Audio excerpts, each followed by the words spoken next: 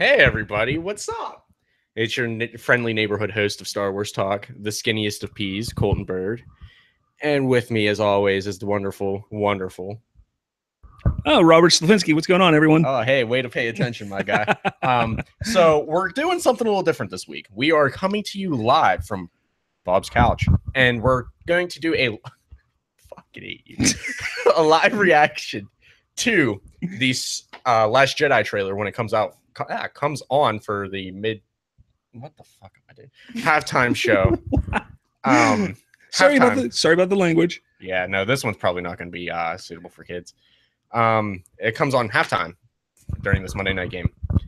So, Bob, seeing that we found out just a couple minutes ago it's going to be coming on during halftime, we're going to be kicking the bucket most of this time. Yeah. So, what would be the first thing you would insist we do? Well, I'm going to do some interesting things. I'm going to do some trivia with you because you're the host of Star Wars Talk. So I'm going to do some trivia with you to see how smart you are when it comes to the Star Wars universe. I'm about to let you down. About to let you guys down too. All right. So I can see the answers. No, you can't. So the first question is, what planet did Leia name as the location of the Rebel base when questioned by Tarkin? And it's multiple choice. So was it Scarif, Tatooine, Yavin, or Dantooine? Dantooine. All right, awesome. Yeah, ding, ding, ding. We have no sound effects yet. You win nothing.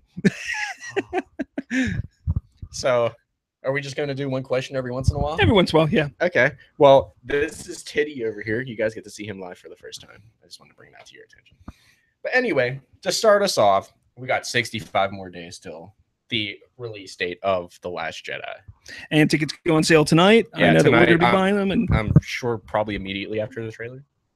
Yeah, right after the trailer, tickets are supposed to go on sale. Although I'm going to tell anybody who's watching, I probably shouldn't tell you this, but, you know, help you out a little bit. Not last year, 2 years ago when The Force Awakens was coming out, I actually checked for tickets prior to the trailer dropping, and the tickets were on sale before the trailer dropped.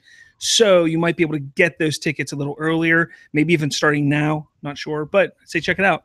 You heard it here first at us here at Star Wars Talk. They go on sale before the trailer happens. Sometimes. But sometimes, not always. Sometimes it's only ever been one time. So, oh, wow. Way to let us all down, Paul. So, all right. Well, okay. Look, okay. So, going back on his word here. No, what I want to say is definitely follow us on Twitter at The Remote Control. That's at The Remote CONTRL.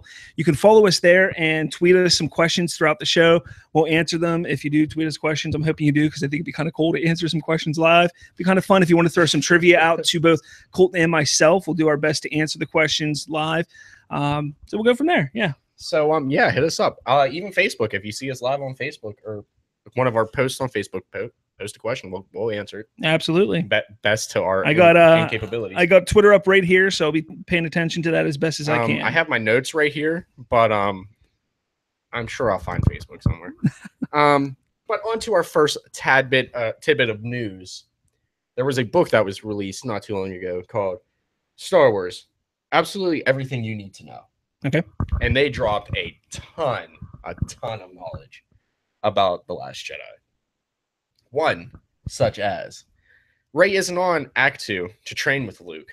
She's trying to recruit him for the Resistance cause. Okay. Luke has spent the last 2 years on Act 2.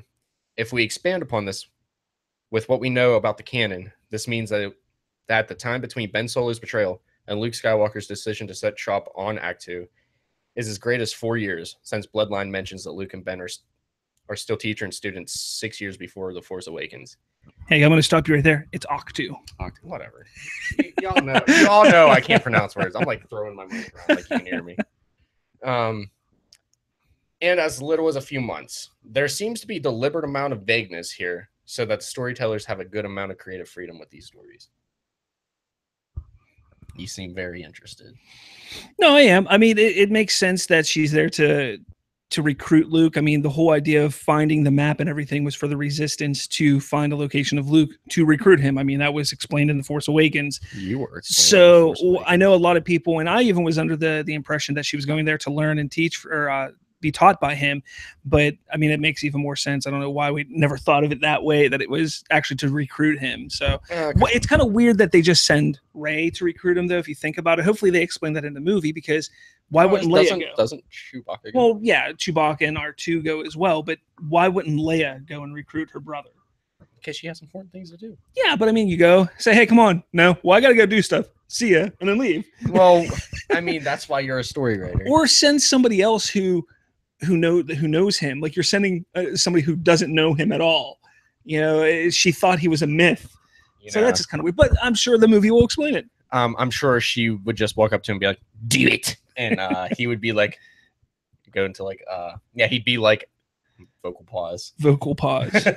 I'm sure he'd be like, no, I can't. Killed my father.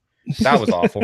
So next little thing I have here is on my favorite thing that's more than likely going to be part of The Last Jedi. Chewbacca feels in the emptiness of his life that Han's death created with a bunch of puffin penguin guinea pig things, a.k.a. porgs. Porgs are going to be the best part of episode 8.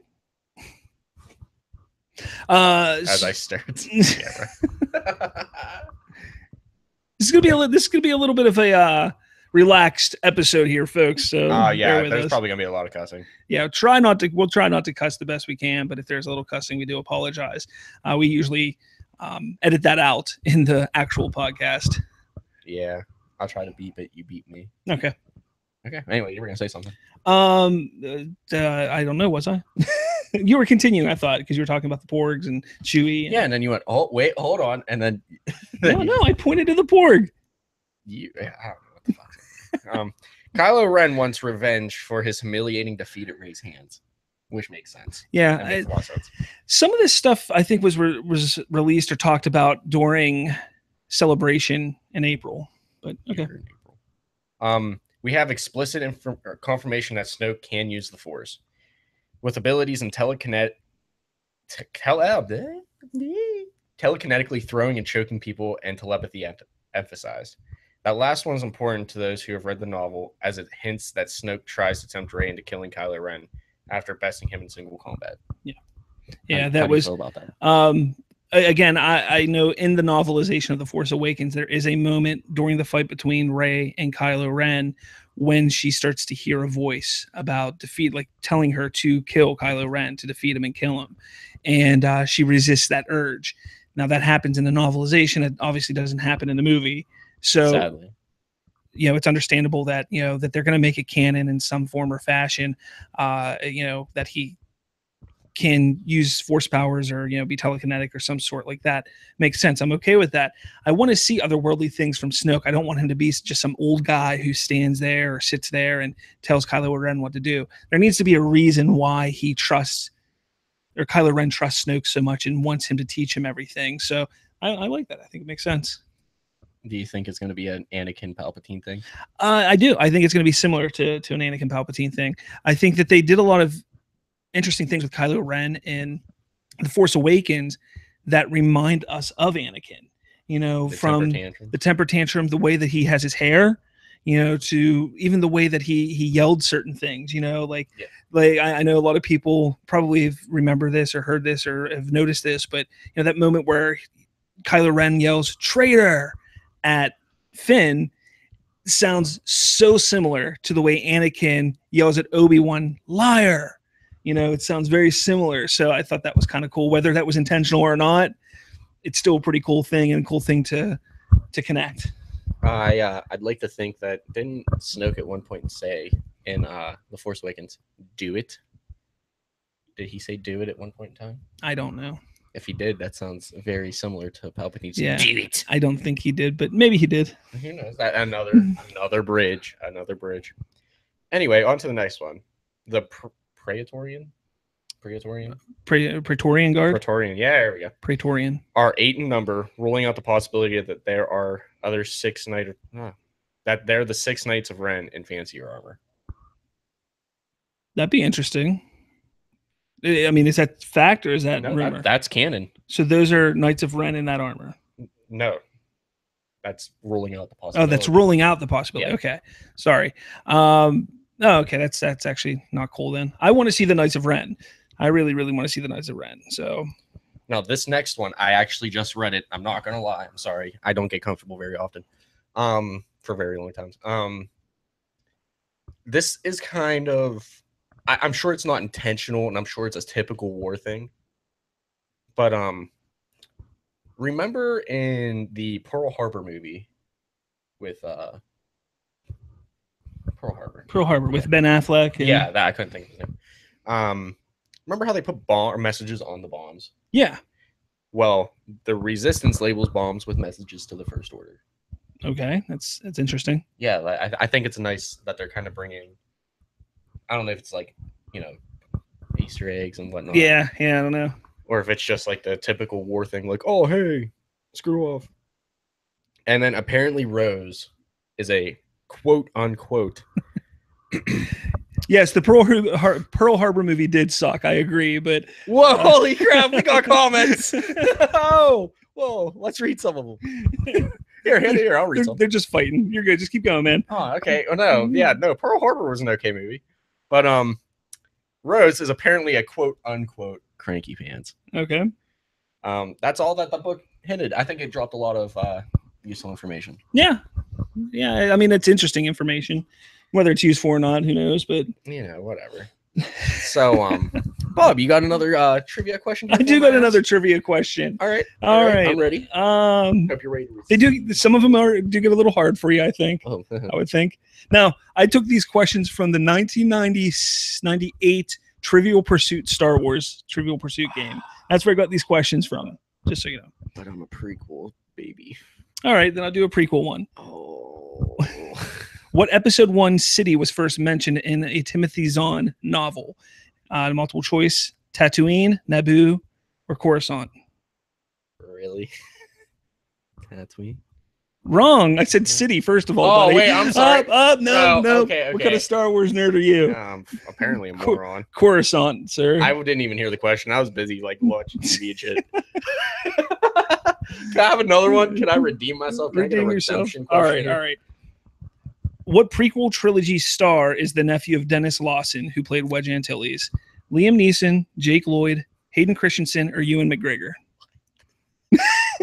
Can you reread the options? The options are Liam Neeson, Jake Lloyd, Hayden Christensen, or Ewan McGregor. Jake Lloyd. Wrong. Liam Neeson. Ewan McGregor is actually really? the nephew of Dennis Lawson, who played Wedge Antilles in the original trilogy. Yes. Really? Yes. I didn't know that. Man, what kind of Star Wars? Hey, I'm you? shooting 33%. What the hell did you just break? I just knocked over the remote. Oh, way to go. Speaking of the remote, hey, we're the remote control. So sub-sponsor there. Any more questions? You want to hit me with another one, or am I going to eat up all your trivia here? No, we're not going to do any more. But I do want to do the next segment here. So I want to do the next segment here. Okay, go ahead. Okay, thank you.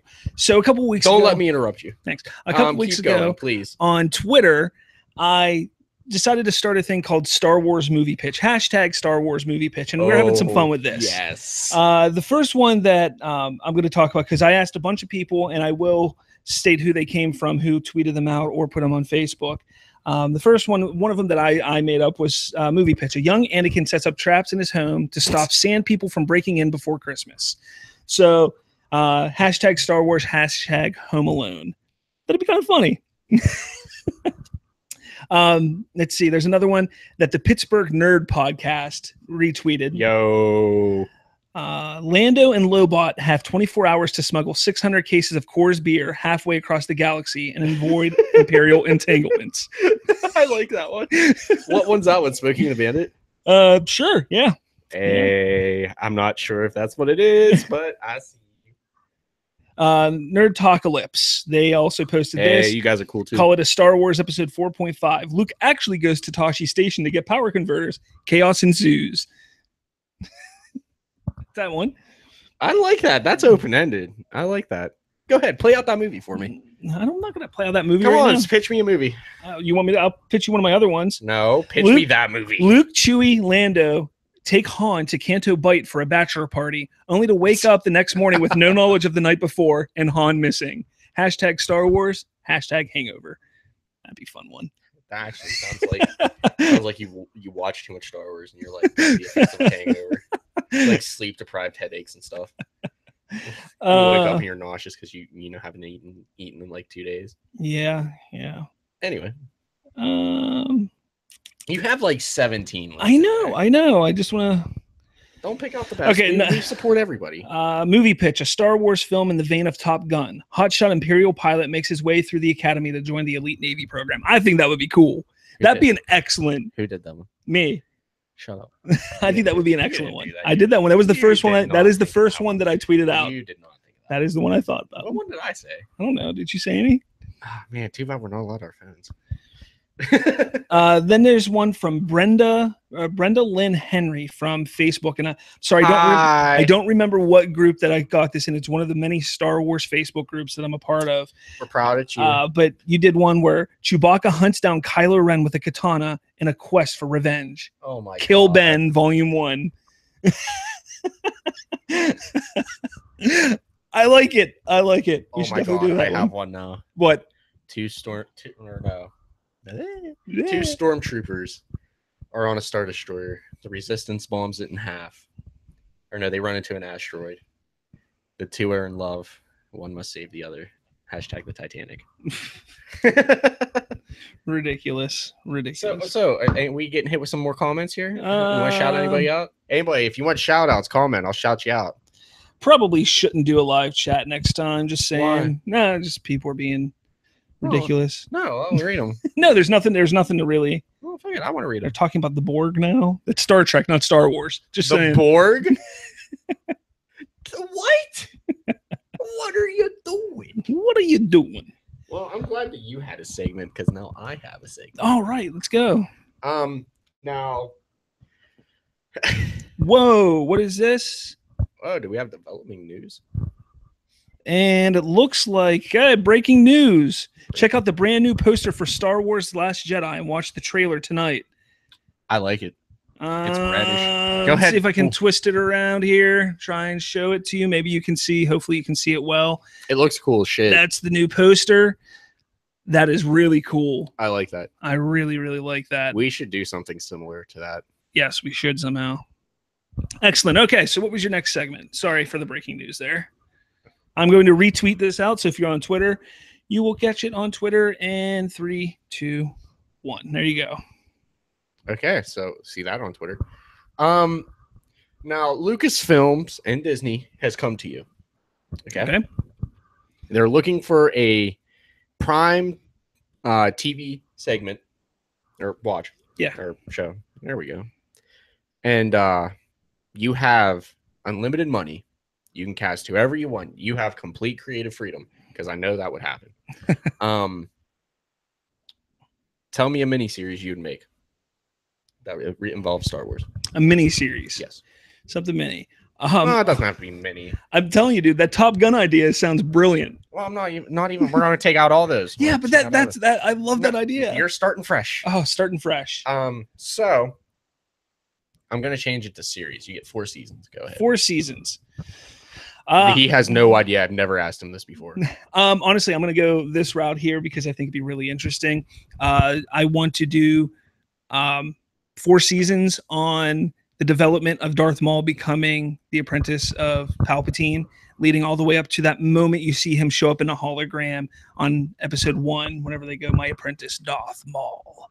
And you see That'd him be there. pretty cool. Like all the way. So you see his development on how Palpatine chooses him, his training, what he does, how they stay hidden from the Jedi for so long, whether it's a year, 2 years, 3 years, whatever, and they move on and up to that point where he's introduced in Phantom Menace. So it leads right into that movie. I like that. I can get behind that. How would your intro go? What do you mean the intro? Go ahead. Hit me with an intro. What kind of intro are you talking? How would you there's music playing. You got like dun dun dun dun dun dun dun dun dun. What? So the crawl? Yeah. The crawl? No, not even the crawl. Well, you have the crawl too, but you're gonna have like these little cut-togethers. There we go.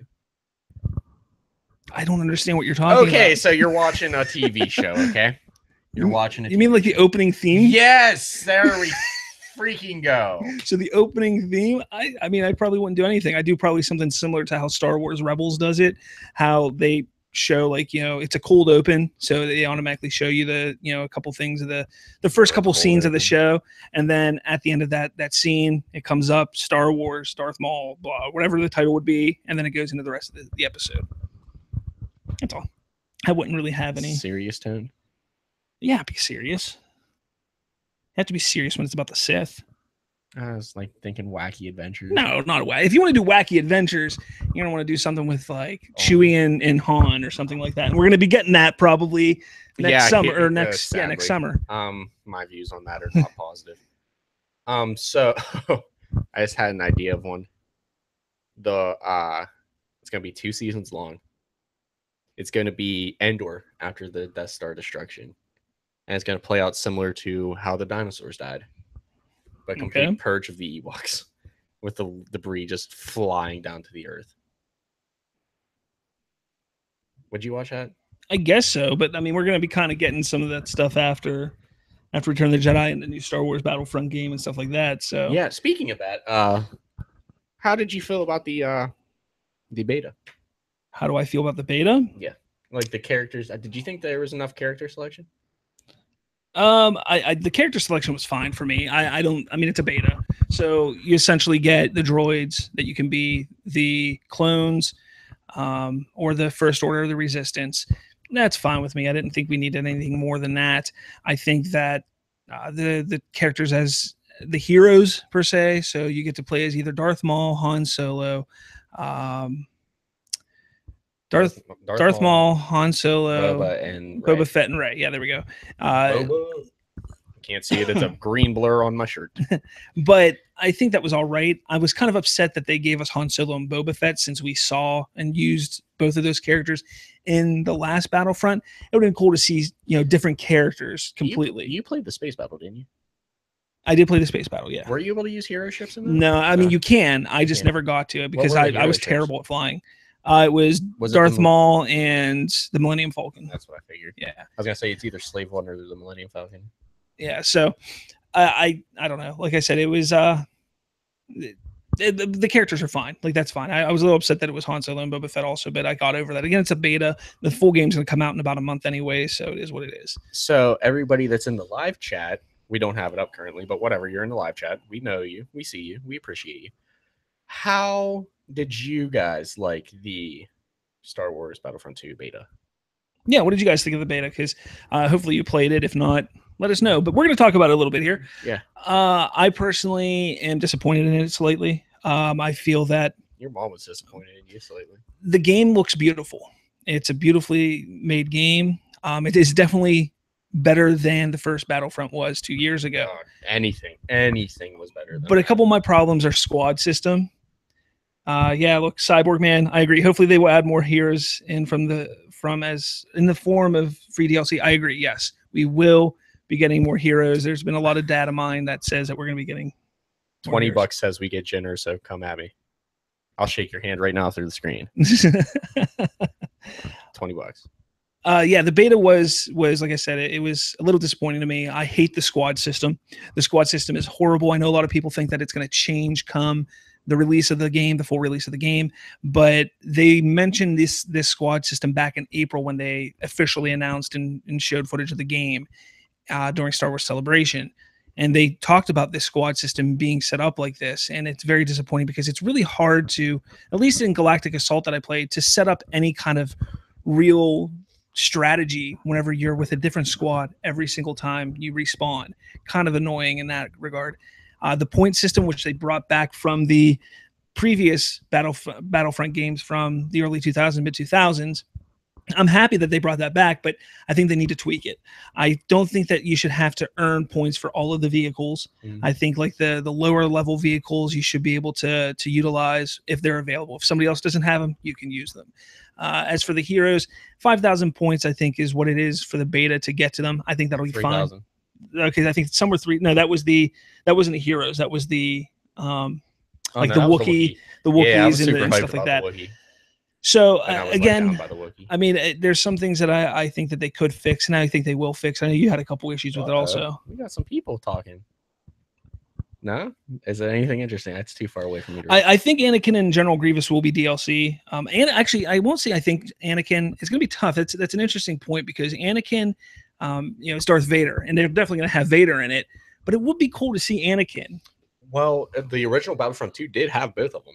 Really? It had Sith Anakin and Darth Vader. Okay, that's interesting. So, I mean, if they put, like, say, Episode 2 Anakin, Episode 3 Anakin, then Darth Vader, I wouldn't even be mad.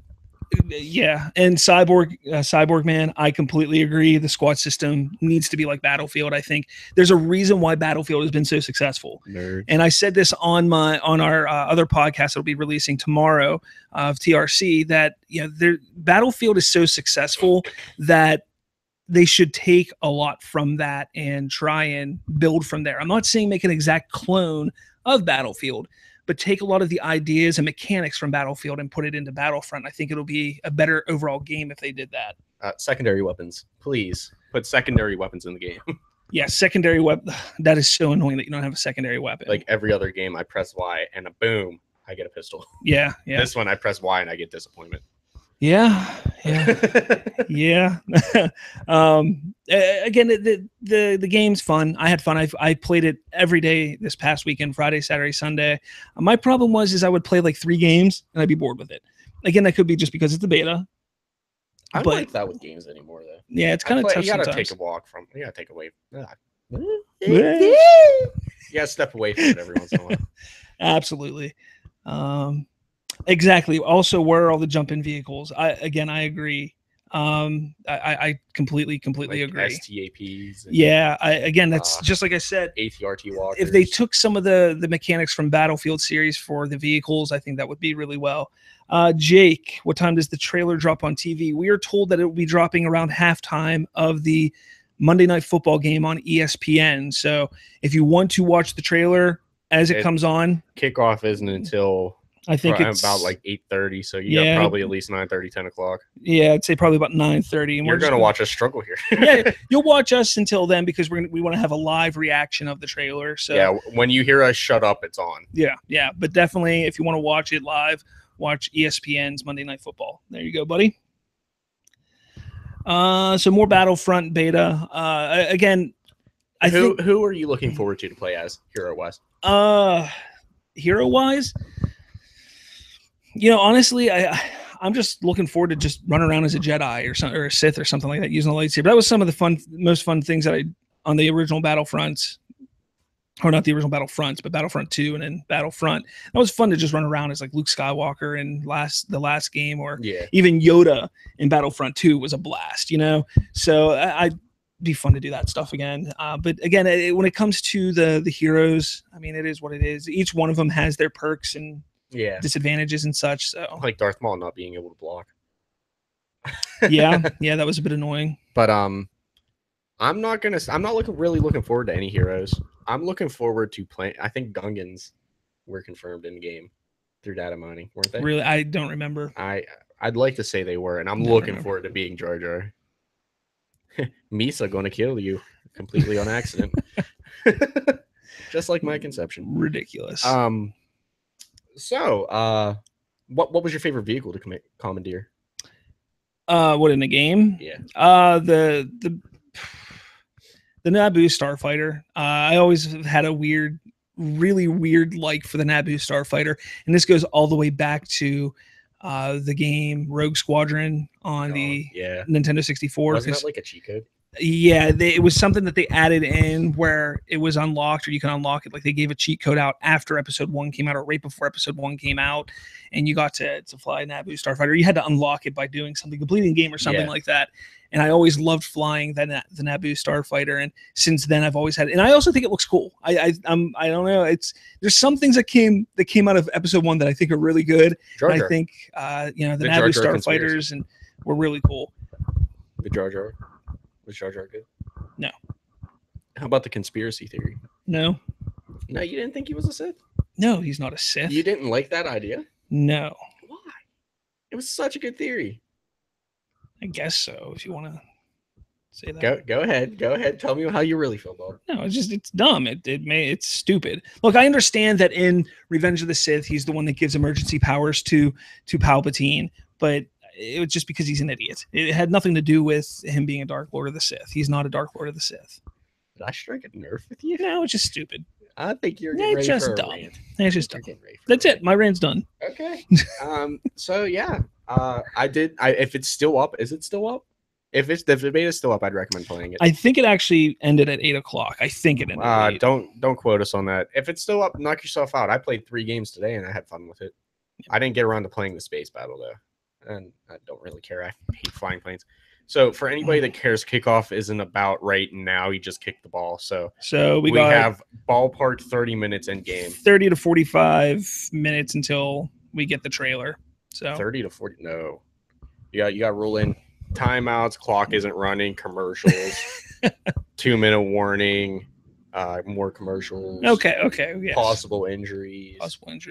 Yeah, it's gonna be a while. Okay. We're not going down till like at least 10. So, you've read some more novels than I have about Star Wars. Yes. More recent ones. What were the ones that you read? I read the Aftermath trilogy. Which those are? The Aftermath trilogy takes place after Return of the Jedi, and it kind of shows you where the galaxy is at that time from after Return of the Jedi leading up to The Force Awakens. It doesn't get you all the way there, but it shows you a good bit of what goes on. The first book really doesn't cover any of your typical Star Wars characters like the Skywalkers or Solos or anything like that. But the second and third book do cover them quite a bit. Han Solo plays a big role in the second book, as does the Millennium Falcon and Leia and stuff like that.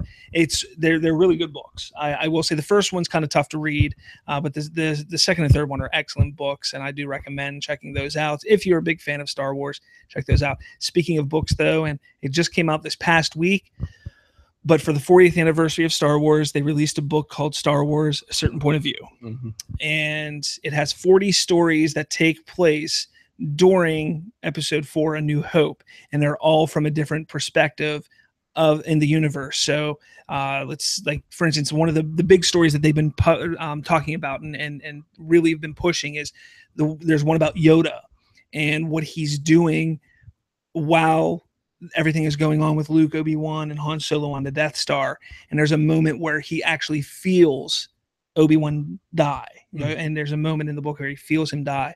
But it also gives you some interesting tidbits as well, because you find out that blanket that Yoda, that he covers himself up with at the end of during Return of the Jedi, you know, that Luke helps him cover up with, that's actually Qui-Gon Jinn's cloak. That's crazy. And you beat me sharing that to the group, actually. By literally 5 seconds. I was going to post it, and I saw a notification. I was like, I'll get the notification first. But it's definitely an excellent little tidbit there. And there's a whole bunch of other stories that take place. I haven't gotten a chance to pick it up or read it yet. I plan to hopefully this weekend, and I'm going to start reading it. And I'll have a review where I'll talk about it at some point on one of the podcasts, one of the shows coming up. But I just think it's a great idea to just take these different perspectives of different characters throughout the universe. And what's awesome is the book actually goes along with A New Hope. So it's not like you get a story from the end of A New Hope early in the book. No, it goes right down the timeline perfectly. So I'm really, really looking forward to it. I actually read a review right when I was throwing this episode together, because we didn't do that 2 hours ago.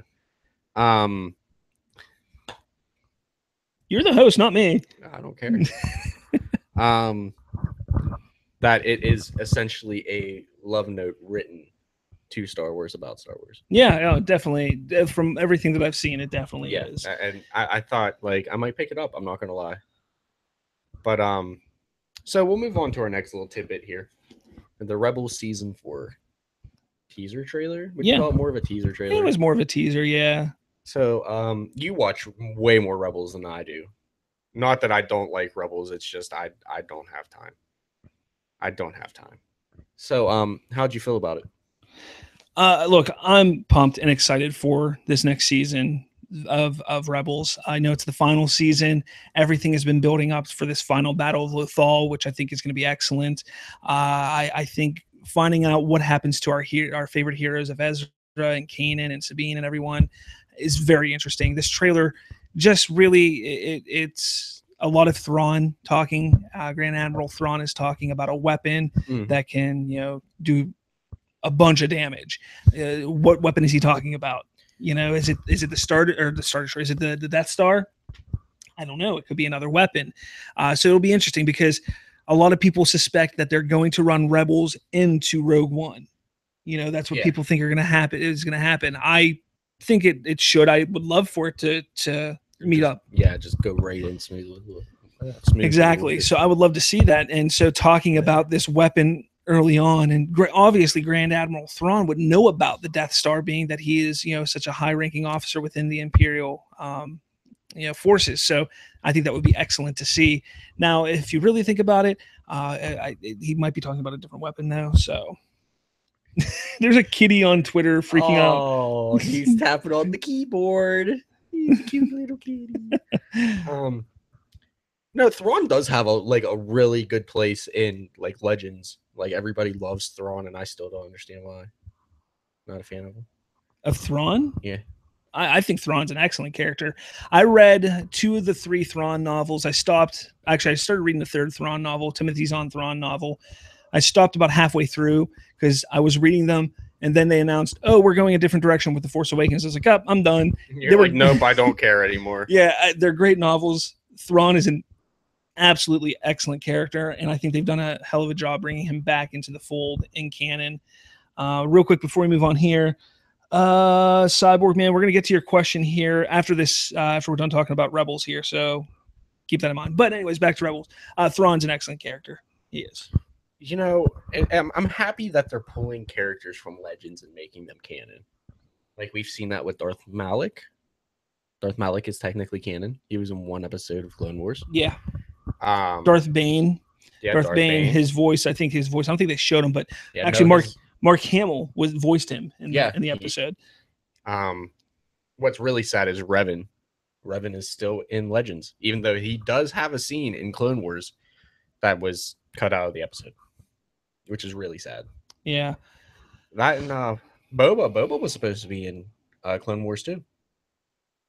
Remember Boba Fett was in Clone Wars. He was in multiple episodes. There was that was just something different. Helmet scene. Yeah, that helmet scene. That was all about. Yeah, they showed that at Celebration where they were going to show how he got the dent on his helmet. Yeah, but I'm sad. Revan deserves to be in canon, and I'm going to say Darth Nihilus. Yeah, I guess so. Just for those asking, unfortunately, look, we're just a little podcast here. We're not going to actually have the actual trailer streaming on here when it drops. There goes all our viewers. Yeah, sorry about that. But we're just sitting here talking Star Wars because we're a bunch of fans. Leave some questions. Ask us some questions if you want to join the discussion. You can talk to us on the live chat here or on Twitter at the Remote Control. Just hit us up. We're just talking Star Wars. This is going to be a little fun, little laid back episode where we just wait until the trailer drops, and we're going to have this a truly live reaction video of us watching the trailer. Then after you watch the trailer, jump back and we're going to talk about it. So that's kind of what this episode is. It's kind of a little laid back thing. So again, sorry if you're coming here looking for the trailer. We're not going to have it posted on our YouTube channel until after it drops. So I do apologize for that.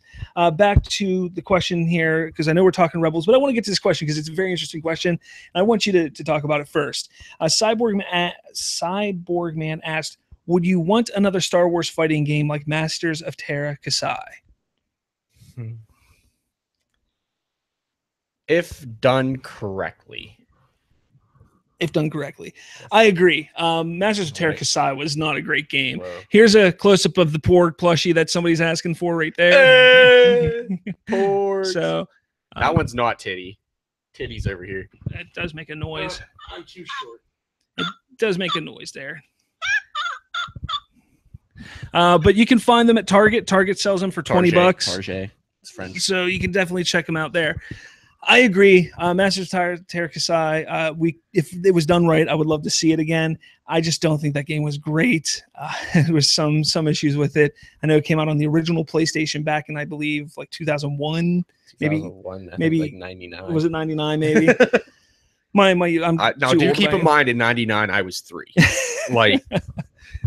So I can't really put too much weight on that. Yeah, but I wouldn't mind seeing something like that. I think it'd be kind of cool. A fighting game that would be no lightsabers, Star Wars. Yeah. Unless you get a special. Here's the thing. I think it'd be kind of cool is take a game like Bushido Blade. Yes. And do something like that with the lightsaber aspect. I think would be phenomenal. Yeah. You know, like Bushido Blade. If you never played Bushido Blade, again, it was another PlayStation 1 game. Bushido Blade 1, Bushido Blade 2. Check them out. Excellent samurai games. Excellent games. I think that they could do that with Star Wars with the lightsaber aspect. And then on the flip side, do another game that doesn't have the lightsabers where you have like Han Solo fighting Boba Fett or something like that. Hand to hand. Because you do have to take in consideration the lightsaber would destroy the cannon of the lightsaber. Yeah. Because I can hit you with a lightsaber exactly. And you don't die or lose a limb or anything. All I have to say, Cyborg Man, is I bet you porks taste good with some barbecue sauce. That's all I have to say. Cyborg Man, we appreciate you actually participating. Yeah, thanks, man. We appreciate you. Anything else interesting in the comments? So far, nothing too much. They asked about the Porg, showed them that. Let's see, talked about the trailer, what time it dropped. Where can I get see trailer live stream? I'm sure you'll be able to find it on, again, the live stream Memento. If you're still here, it's going to be on ESPN around probably 9:30ish, somewhere around there during halftime of the Vikings and Bears game, Monday Night Football. Then I'm sure it'll be right on Star Wars YouTube channel immediately thereafter. StarWars.com. Twitter, Facebook. It's going to be everywhere. Everybody's going to be posting it. Yeah, we're going to post it. It's going to be everywhere. And a halftime. So be on the lookout for that wherever you can, Memento. I'm going to get you a little off topic here. We're going to not talk about Star Wars for a second. What? Who do you think's going to win this game? I couldn't tell you. I haven't watched any football this year at all. I don't know who's the better team. Couldn't tell you. No, you in the comments. You. Who do you think's going to win? Sam Bradford and the Vikings or a rookie QB and the Bears? So far, both teams suck. I'm sorry, Ethan. Why ain't what working? Just curious. What a dick. Luke likes to hang around caves. Cool. Thanks, Cyborg Man. Are they moist caves? No, I mean, I'm sure we're gonna find out more about. Oh my God! Hold on. No, that comment made sense. Think about it. Episode 5 on Hoth. Yeah. Episode 5 fighting himself with Darth Vader. I mean, okay. So 2 episodes. Technically 7. So 2 movies. Technically 3 movies. Technically 7. 8. We see you. Luke likes holes. Anything else? Comment section. You're giving us life right now. Yeah, I enjoy it. We got 8 people watching right now. Hey, Ethan, I hope that you actually get a chance to get your stream working. It's working for us fine. I have it up on my tablet, so I know it's working, so I see it there. So I hope it starts working. Try refreshing. Obviously, if his stream's not working, he can't hear what we're saying. Control Alt Delete. Okay, so task manager and command.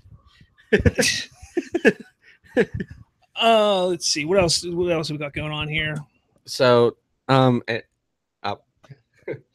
yeah, you're right, exactly right. Episode 6 deleted scene building a lightsaber. Was he building it in the cave? I thought he was actually I thought he was in Obi-Wan's hut, like his former home on Tatooine. I could be wrong. I could be wrong, but I thought that's he's what not it was. a nerd.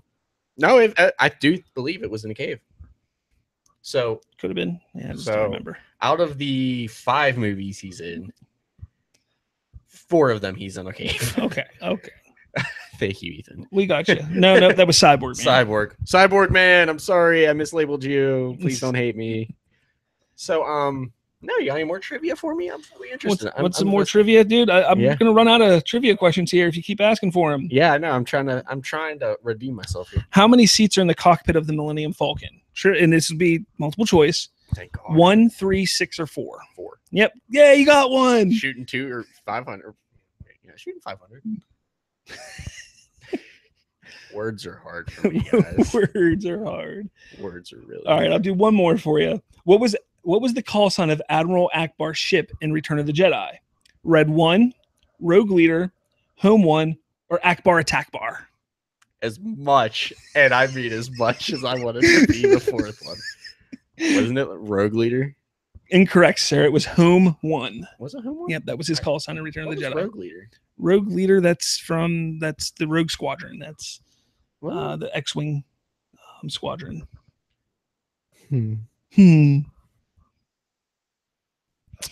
Well, that was disappointing. Cyborg Man. I'll try. Cyborg Man. I don't have I don't have a chance to text Ethan here for. But if you could tell him and text him, because it looks like he thinks we banned him or something. We didn't ban him. I'm not sure why it's not working for him. So just we apologize to him. Hopefully he gets to check it out. Control Alt Delete. Control Alt Delete. No, Cyborg Man, you really being an MVP right now. You can really tell like you're interested in what we're doing, and we appreciate that. Thank you very much. Where did you find us out at? I'm curious. Did you see it on Facebook, Twitter? Well, my Snapchat. Or did you just happen to see us go live on YouTube? Let us know. Yeah, well, and hopefully subscribe, because we're going to be doing a lot more, not necessarily shows like this, but we're going to be doing a lot more with YouTube over the coming weeks and months and years and such. So years. Yeah, we've almost been doing podcasts for a year. Yeah, it's been about 8 months. Yeah, 8 months. One more, we can poop out a baby. Because that's how it works. Yeah, duh. You know how we were talking about putting on socks before this, and now look how both of our legs are. Yeah. Yeah, that was a topic there right before the podcast. We should put on socks, and we never did. But so we're gonna talk about episode 9 a little bit. Okay. You guys ready? Because I'm ready. He's ready. You're ready. Let's do this. So I'm gonna start off with John Boyega saying that episode 9 will be an all-out war. Interesting. But kind of makes sense if you're a believer of the ring theory, Star Wars ring theory. It makes sense because Return of the Jedi, all-out war. Episode 3. Kind of an all-out war. Episode 1, an all-out war. So if you follow the ring theory, it makes sense. What's episode? I don't know. Well, no. Episode 1 wasn't really. I mean, you had the all-out war at the end. It was just a battle. Okay, Battle of Naboo was just a battle, not a war. I apologize. I don't know my differences between battles and wars, I guess. Because the Clone Wars didn't start until episode 2. Episode 2, yes. But I don't remember if there was a war before that. Or was it just tensions? Was it like tensions? Or was it something? There was a trade. There was a trade dispute, and then there was a trade blockade. And that's why the Jedi were sent there to negotiate. CIS formed. And CSI formed. CSI. And then, oh my God, there you go. 2 space pirates go on a killing spree. 2 Imperial officers are sent to hunt them down. Star Wars or CSI Star Wars. Or no, because they name it by the city. So CSI Coruscant. CSI Naboo. You could have like 15 seasons of that. As many planets as you want to list and create, you can do that, and it would all be canon. You absolutely could. Yeah. That could be a book series. I would read that book series. I'm not a big fan of the CSI TV show, but I would be into that. I would be into that. Good watch and read. Hey, Lucasfilms. Yeah. We know you see us. I know you. Twitter. Just hit us up on Twitter. That's how you can get us. Yo, I've been saying it for months. Hit us up, Hollywood. We can write you a good script. We can write you anything you want. Yeah, you pay me $50. That's all I want. And the experience. $50 and some job security. What else you got for me? Anything? Oh yeah, episode 9. So with it being an all-out war, Mark Hamill also shared his thoughts on Leia's part in episode 9. Oh, what did he have to say? He doesn't know the exact direction they're going to go with it, since Han Solo was such a prominent figure in episode 7. Luke, spoiler, is more of a prominent role in episode 8. Like we've said, and Leia was supposed to be the prominent role in 9. With her Carrie Fisher's passing, he doesn't really know what they're going to do with her direction. They know that they're going to end it with respect to her character and to Carrie Fisher, but he doesn't exactly know how they're going to do it. I mean, honestly, thinking about it, I mean, like I said, I wish that they would recast Leia. I do. I just think that would be the best route. Not to cut you off here, but you just got super serious. You sat all the way up. No, I would prefer them to recast Leia. I think that would be the best way to go. Let us know what you think in the comments and on Twitter and stuff like that. If you want them to recast her, if you hope that they kill her off in episode 8, or kill her off screen in some way, let us know what you think. But if she was supposed to play a more prominent role in episode 9, I think that the best way to go would have been to recast, just because while Carrie Fisher was Princess Leia, and she embodied that role so much.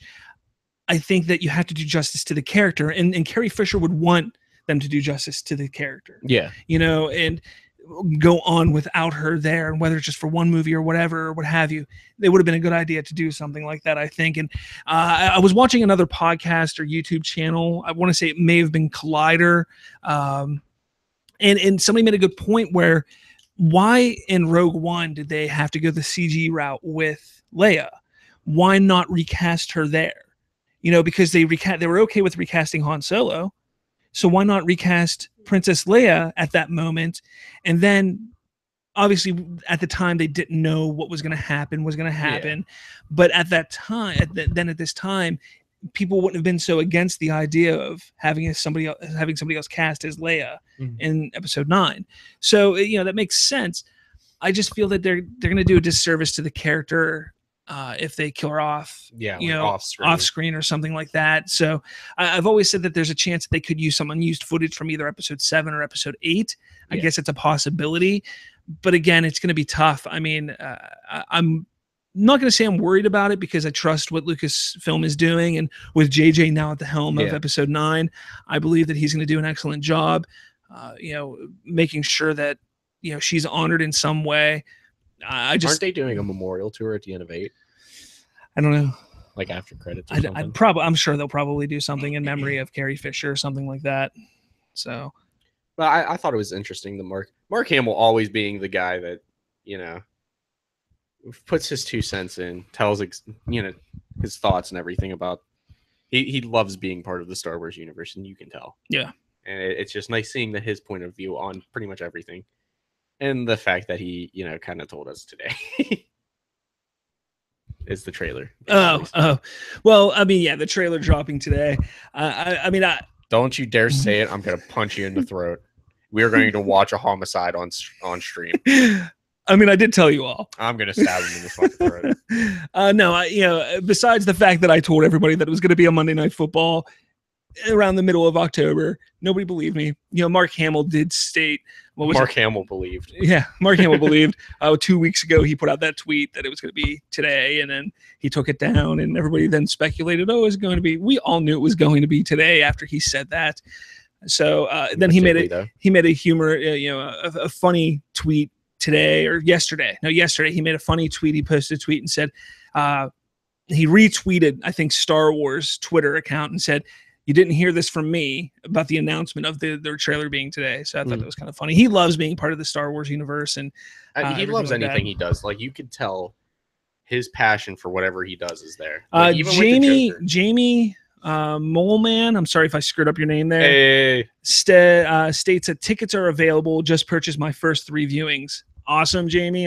Hey, you heard it here first. Kind of pumped that you're going to see it 3 times. I'll probably see it 3 or 4 times myself the first weekend. So excellent. But the 7 that are watching right now, only 7, but that's all right. Hey, 7 you that know are what? watching now. First one, and we don't really have too much of a following. We're proud of you, 7. Thank you. Get your tickets now. Get them now while they're still out there, because who doesn't want to be the first to see that movie come December 15th? December 15th. You almost said the wrong date. I almost said 16th, because technically I think it comes out the 16th, but the early viewings are the 15th. So. Yeah. Are we going to be doing something similar to this? What, for Star Wars? Yeah. We're coming up with some ideas. We're trying to think of what we want to do for the release of The Last Jedi.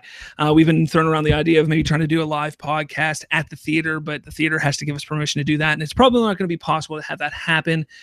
Definitely follow us on Twitter and join our Facebook group, because that's where we're probably going to be doing some live things from there. We're going to have our phones obviously with us there. So hopefully we run into some Star Wars fanatics, and I'm going to run around and start asking questions. I'm going to have trivia with me. I'm going to make it a fun event. If the theater doesn't, I'm going to make sure it's fun, because I'm a huge Star Wars fan. I like to have fun.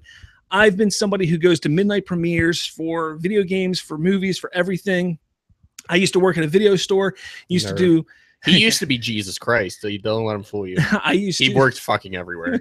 Sorry for my language. But working at the video store, I used to love doing midnight releases for things. I would always have fun, do trivia, giveaways. I would give away gift cards and, popcorn and movies and stuff like that. I give, half off films and everything. So it was a lot of fun.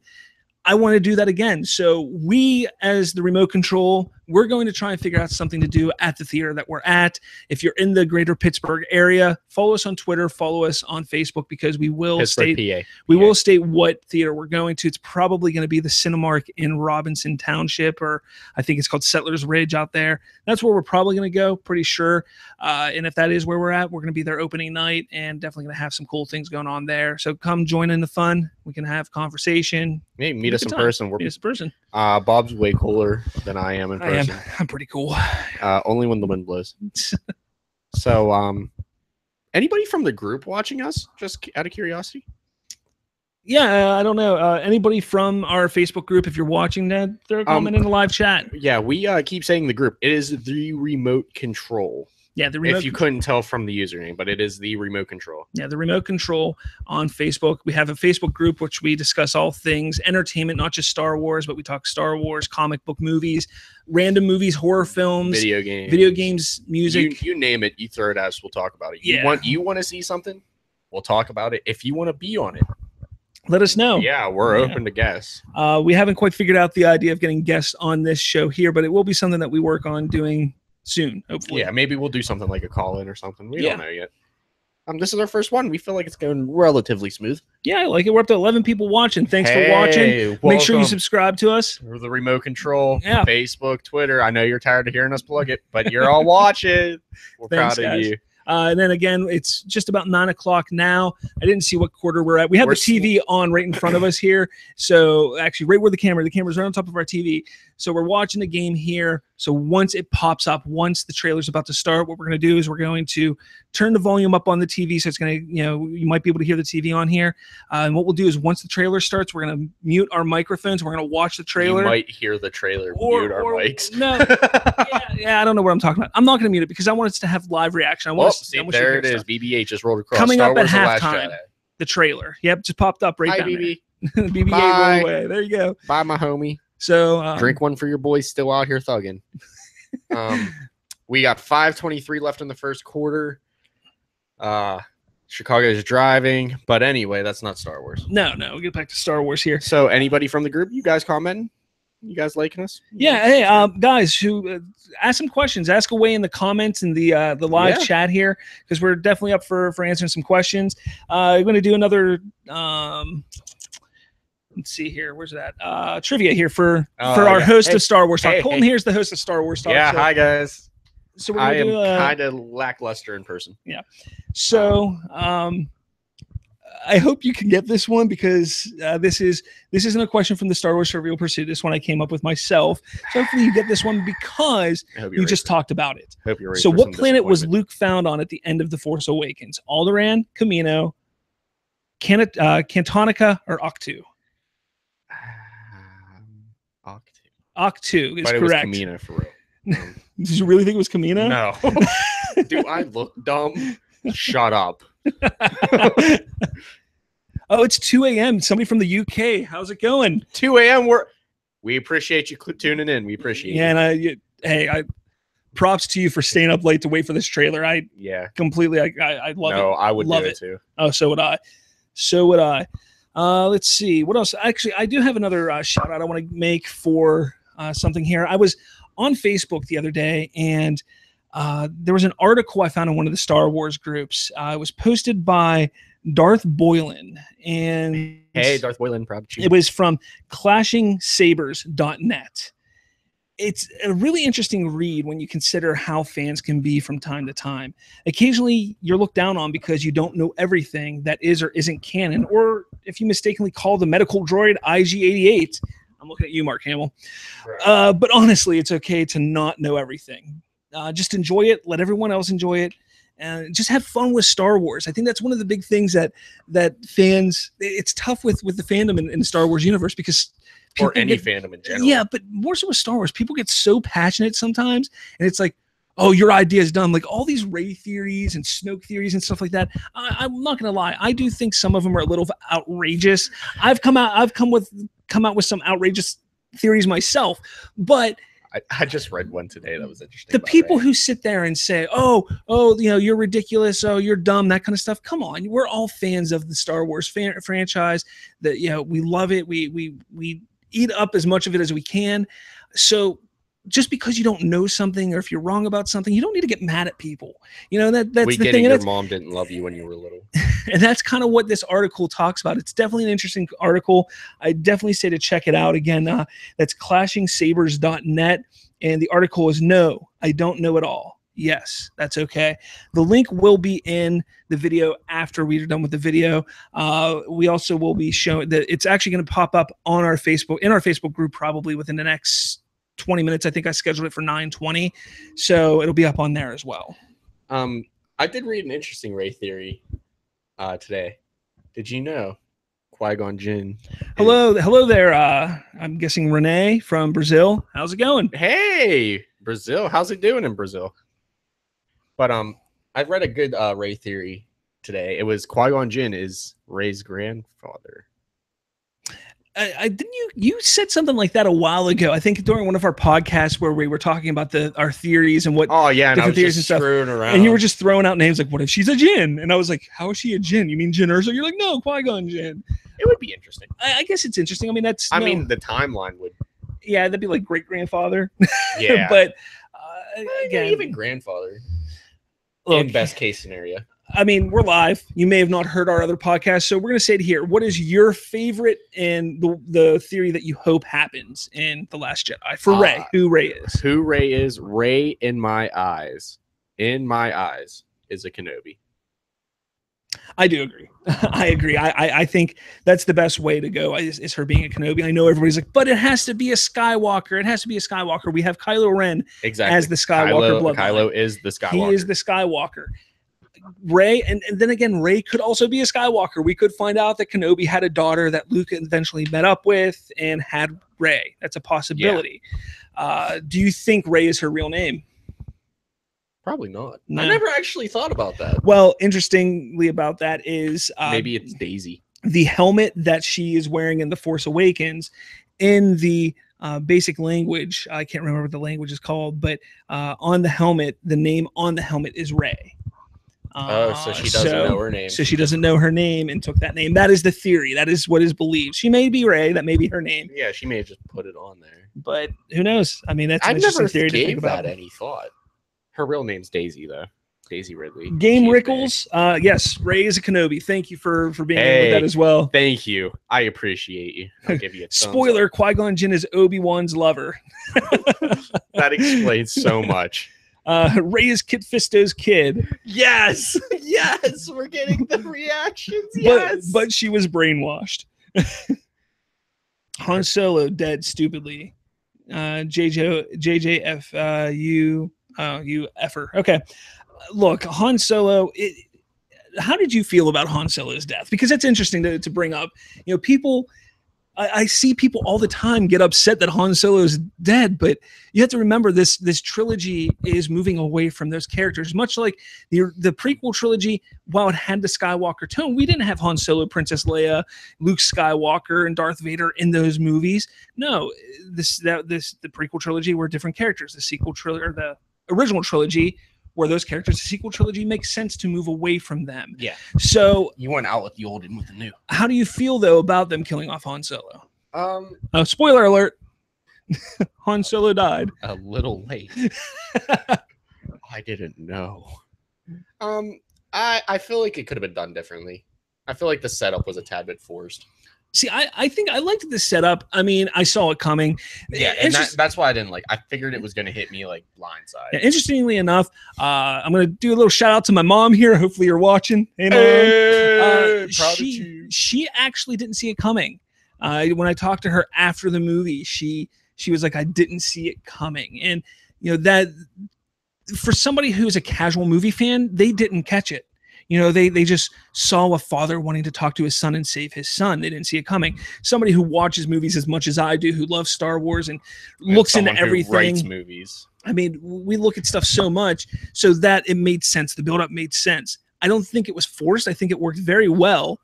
And the idea and the fact that it was his son that killed him, I think made it even that more impactful. You know, I don't know how else to say it. He also had to die. Yeah, he had to. It was not to push the story forward. You have to get rid of some of these characters, not all of them. but you have to get rid of some of them. Like personally, I hope Luke Skywalker stays alive past this trilogy, and that he maybe is in the next trilogy after this, which I believe we will be getting. But again, I think some of these characters you are going to have to walk away from at some point. And Han Solo isn't the kind of character that you just walk away from and just let him go do his own thing. I think you had to have him die. You had to. I think that's the best way to go about it. But no, I just think it was forced. Like you could just tell the setup was there.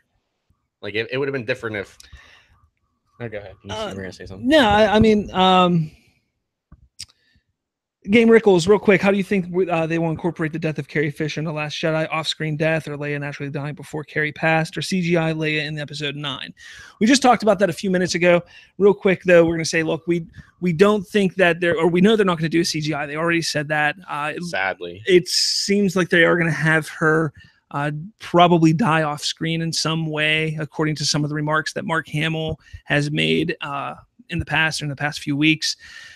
So that's unfortunate. I don't want them to do it that way. Personally, I think they should just recast the role and honor the role of Princess Leia. And I think Carrie Fisher would have wanted that to happen, but it looks like they may be going in a different direction. But you got to remember here, though, what Mark Hamill kind of knows is irrelevant at this point because J.J. Abrams is rewriting the script right now. So, there's a lot that could be going on with that. See, I would like to see if we see Carrie Fisher, give her a small role, recast her, kill her, have her in a space battle, her capital ships get shot down. Yeah, I mean, you could do something like that. She dies on screen. You get a little bit of Carrie or a little bit of Princess Leia, and it's still doing the character honor. Do you think Cyborg Man's bringing up a good point about Han Solo here? Do you think that his death was too similar to Obi-Wan's death in Episode 4? And I'm curious. I'm gonna before you answer that, I'm gonna say this, Cyborg. I think that I believe what you're trying to get at here is that it was the mentor of the main character dying, and not so much how he died. Because while yes, Obi-Wan kind of died from a lightsaber to the skull, he kind of didn't die that way. Whereas Han Solo died lightsaber through the chest from his son killing him. And now you can kind of say that Anakin was almost like Obi-Wan's son, in that regard, but it was a bit different. I mean, it was important for Kylo Ren's development as well to kill his father. And that was much different than the development of Darth Vader in A New Hope. So when you really sit there and think about things, wow, yeah, okay, the mentor aspect is similar, but I don't think anything else is. But what do you think? I think, and I'm going to replace Episode 4, Darth Vader and Obi-Wan. I'm going to say it's more interesting and more comparable to Qui-Gon Jinn's death in Episode 1. Yeah. For Obi-Wan's character development. You got to see Obi-Wan saw his master die. Yeah. Fought the dark side not to use his aggression and anger. Then was forced to become the master. Yeah, I mean, you're definitely right about that. It's more comparable to Episode 1 than anything.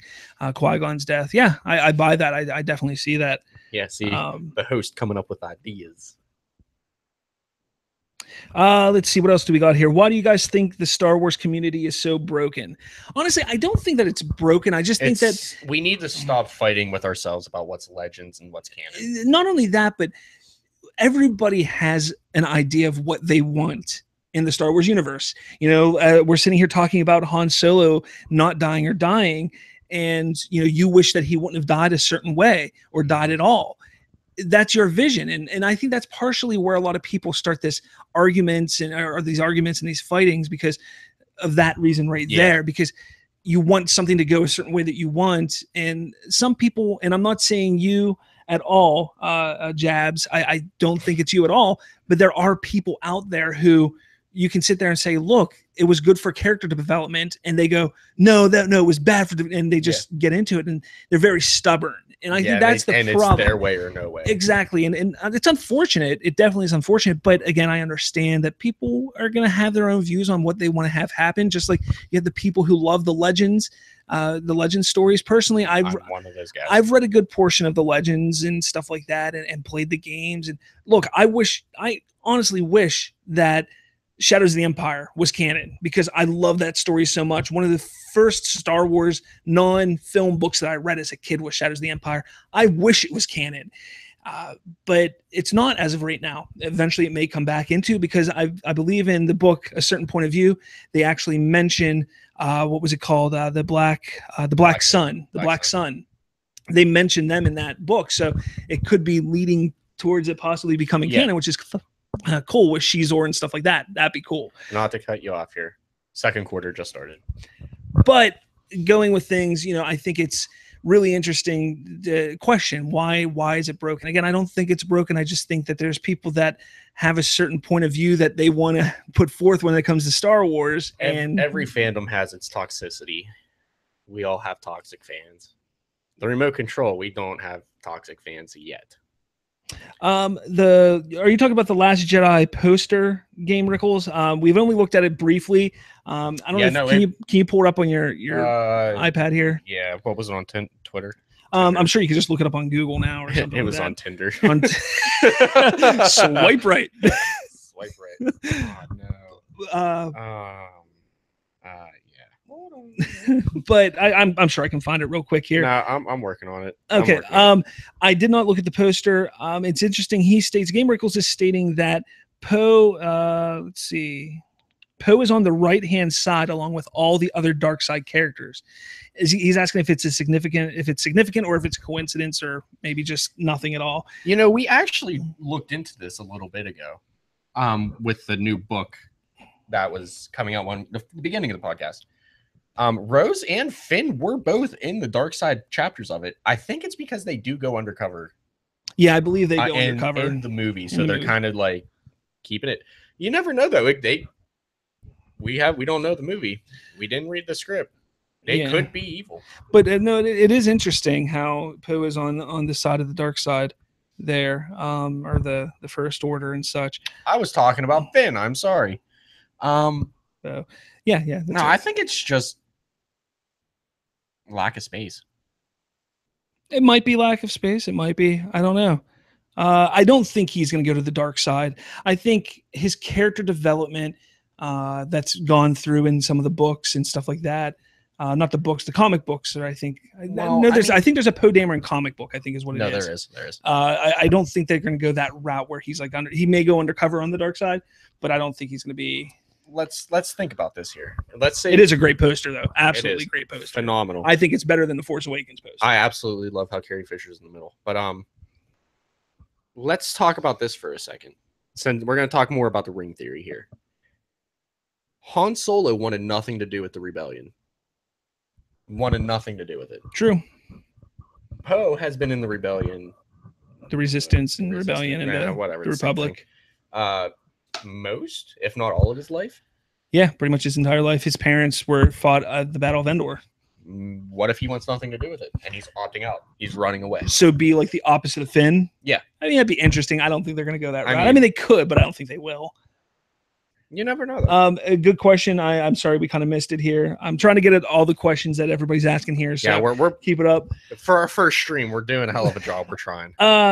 Add on Poe, given that it's 2017 and it's Disney, do you think Poe and Finn will be shipped into a relationship, or do they not dare in case of any backlash?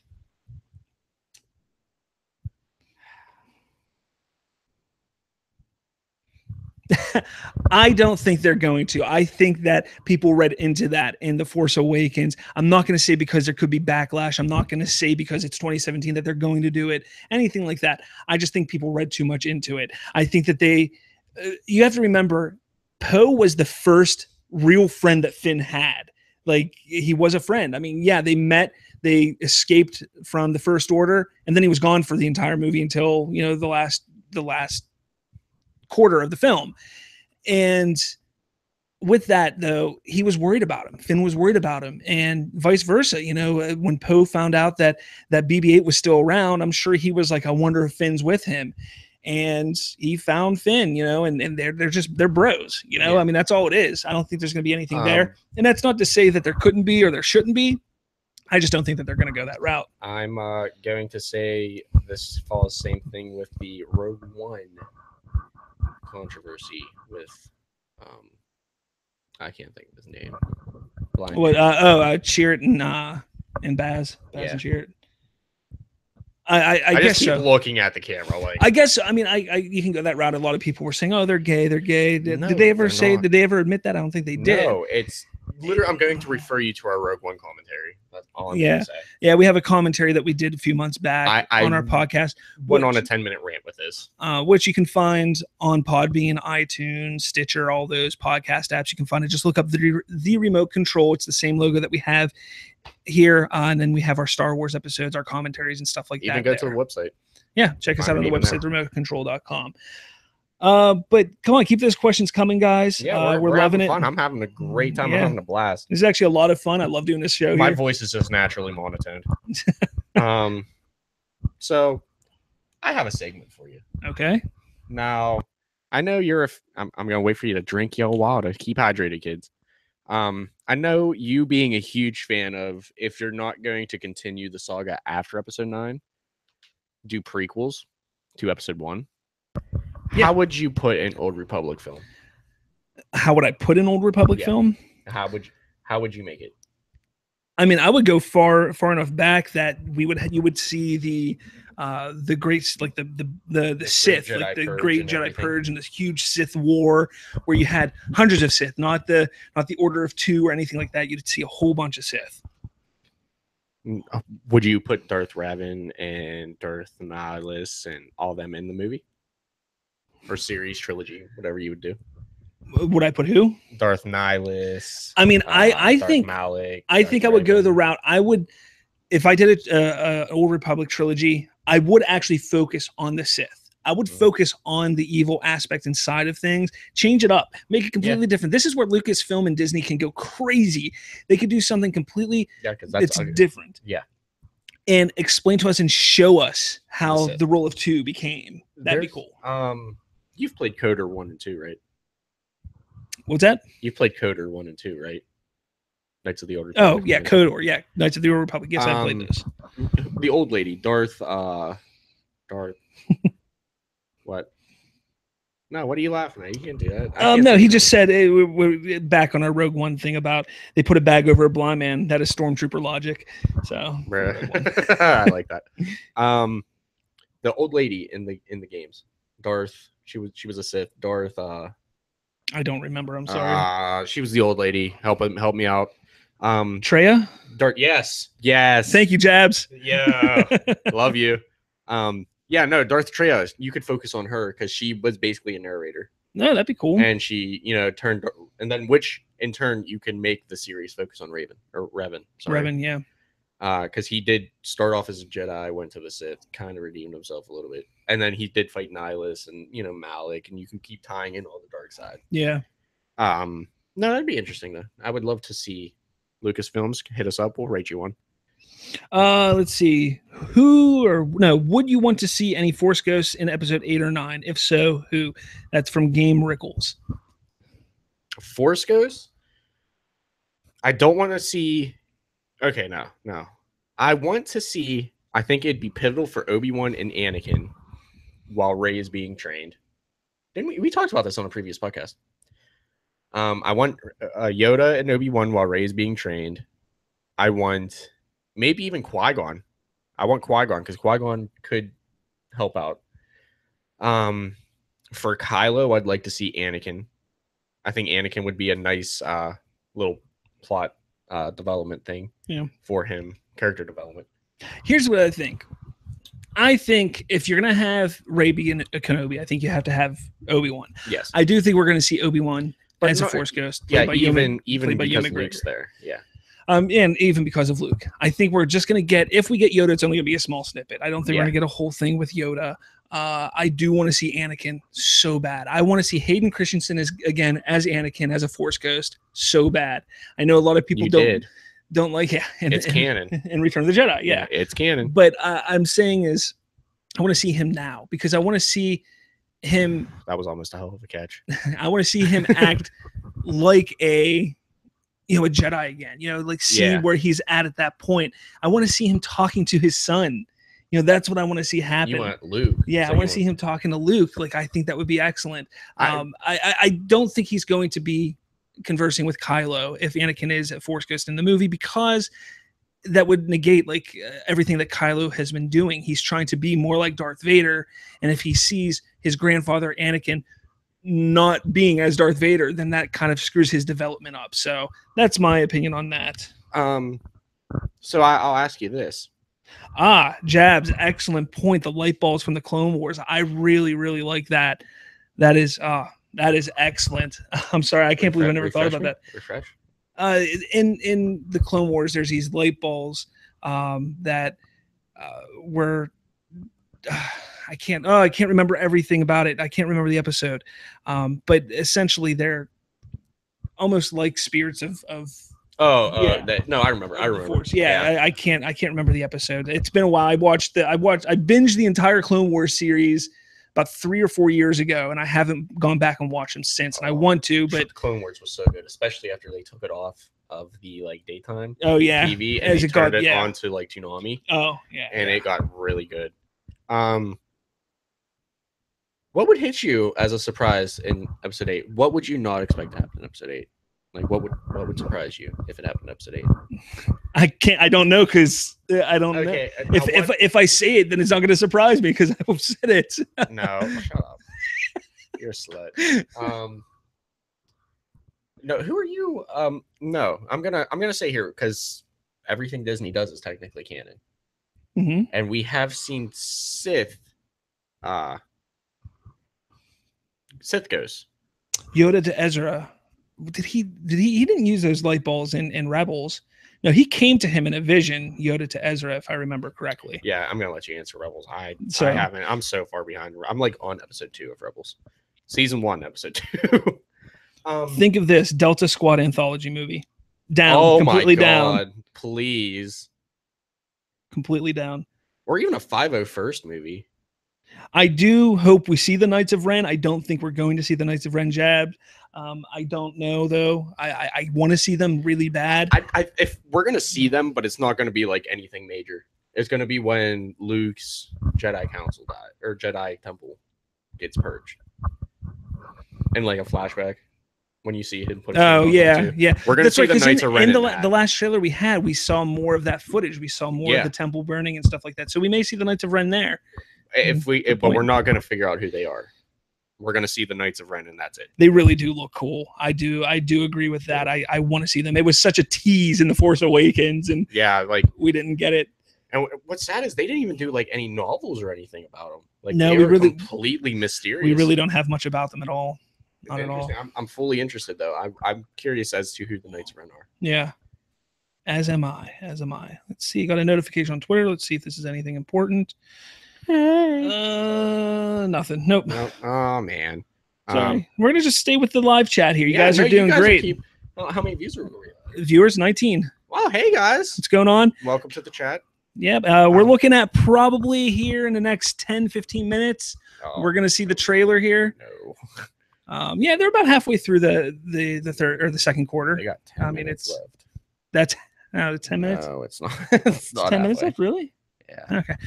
Hey, but keep it going. We probably got till about 10. Anywhere between 9:30 to 10. What snippet are you talking about, Game Rickles? The last one that I saw was the one with Rey swinging her lightsaber around.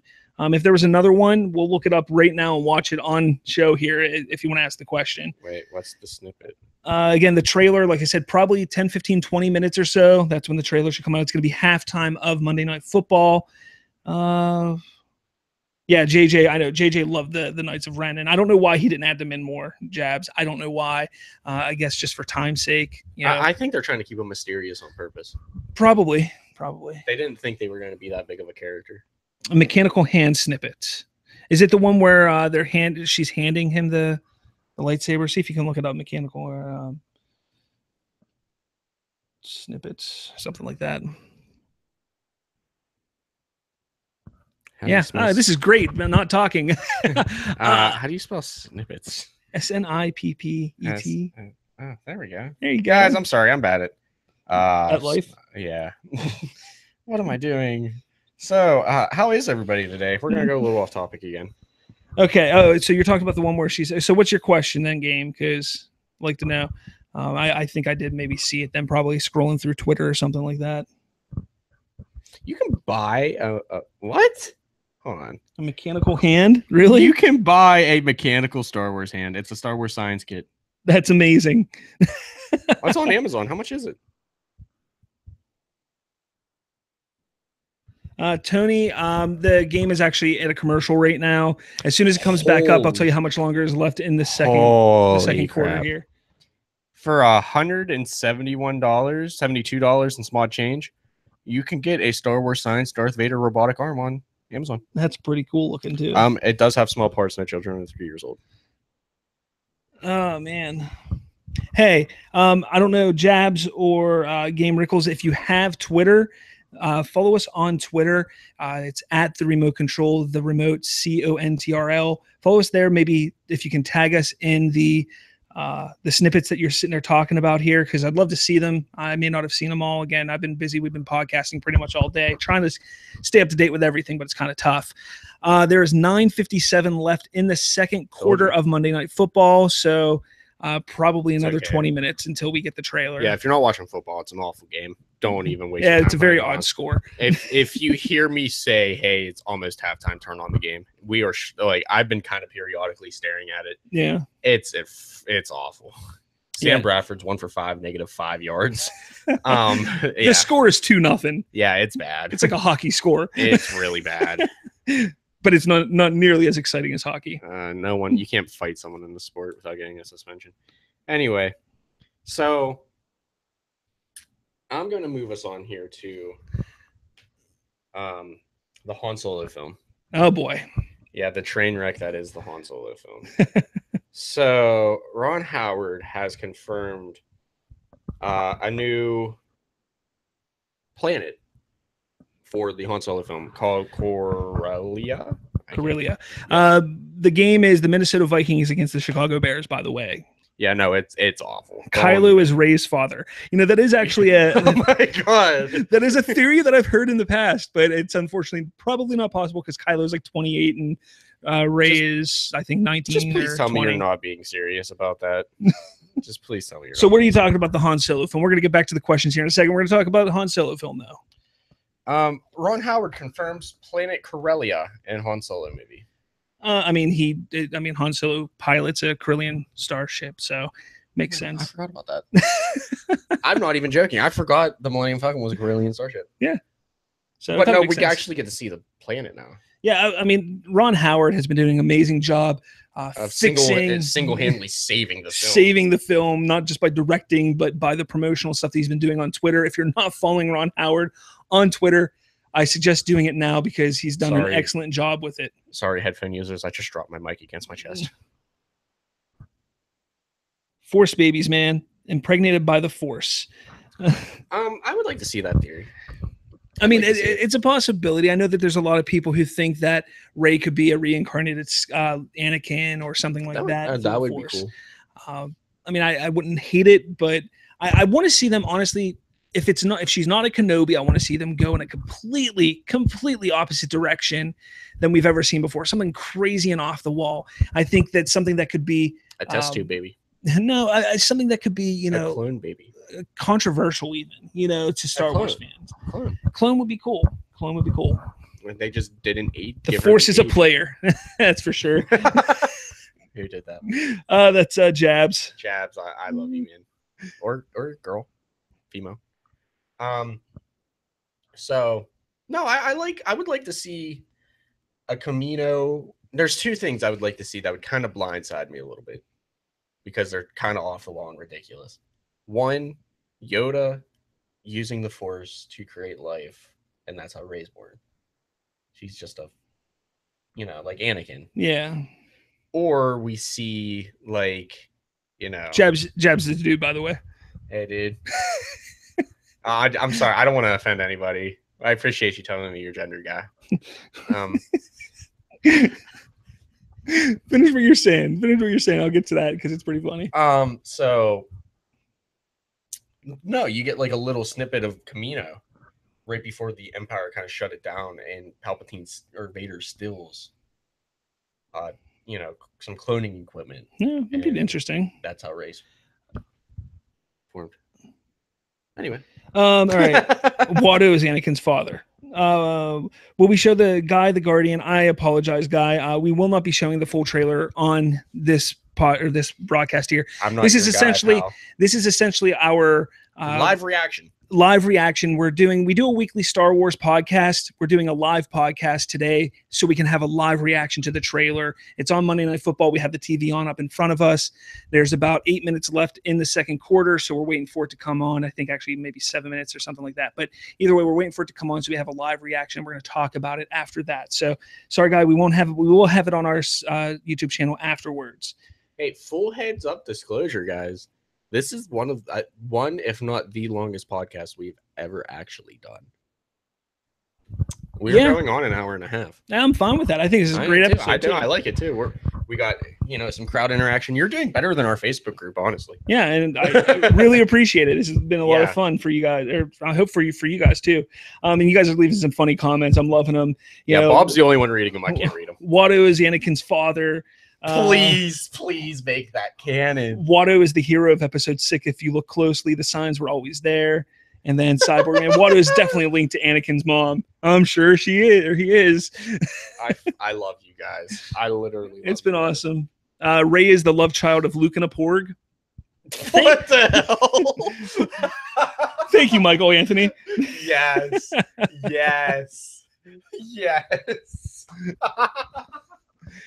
Look, the Han Solo film, when it comes out, we're all going to go see it. While some of us may not be overly excited to go see this movie, we're going to see it because it's Star Wars. I am nowhere near. I think it's, with Ron Howard taking control, it's definitely going in the right direction now. Not that I know what Lord and Miller were doing with it, but from all accounts, it sounds like we're ruining it. Exactly. So Ron Howard taking over was definitely a good idea on his part. So hopefully they do a great job with that. With that said, I do think that the Han Solo movie is actually going to be better than we are all expecting it to be. So if it didn't exist, it would be cool. What do you guys think? What are your guys' expectations for the Han Solo film that comes out next May? Let us know, because I'm interested to find out, because I know that there's a lot of people who are kind of indifferent on it. I want to know if there's actually people excited and why you're excited for it. It'd be interesting. So, real quick.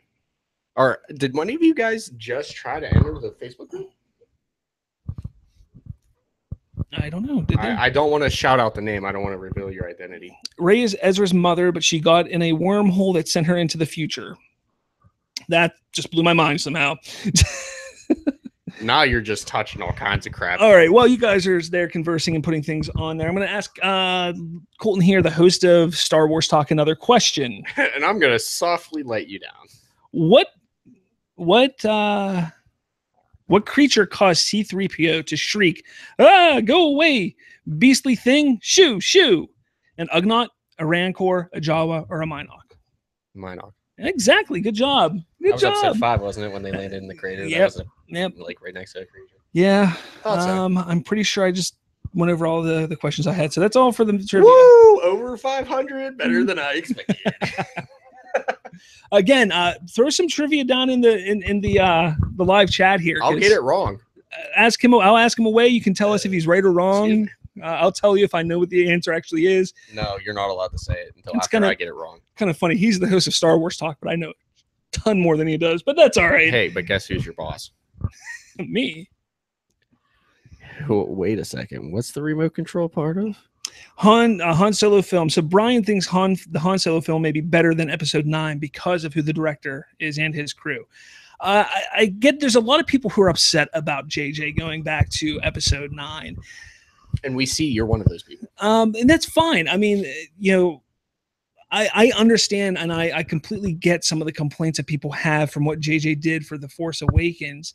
A lot of people say it's too similar to Episode 4 and what have you. But the thing about JJ, and don't get me wrong, I am worried about JJ taking over for Episode 9, but my excitement about him taking over it is overpowering that, because he's such a good filmmaker. He's a good writer. I mean, some of the films that he's written, TV shows, and stuff like that, he's done a great job with the writing. I think he's an excellent writer.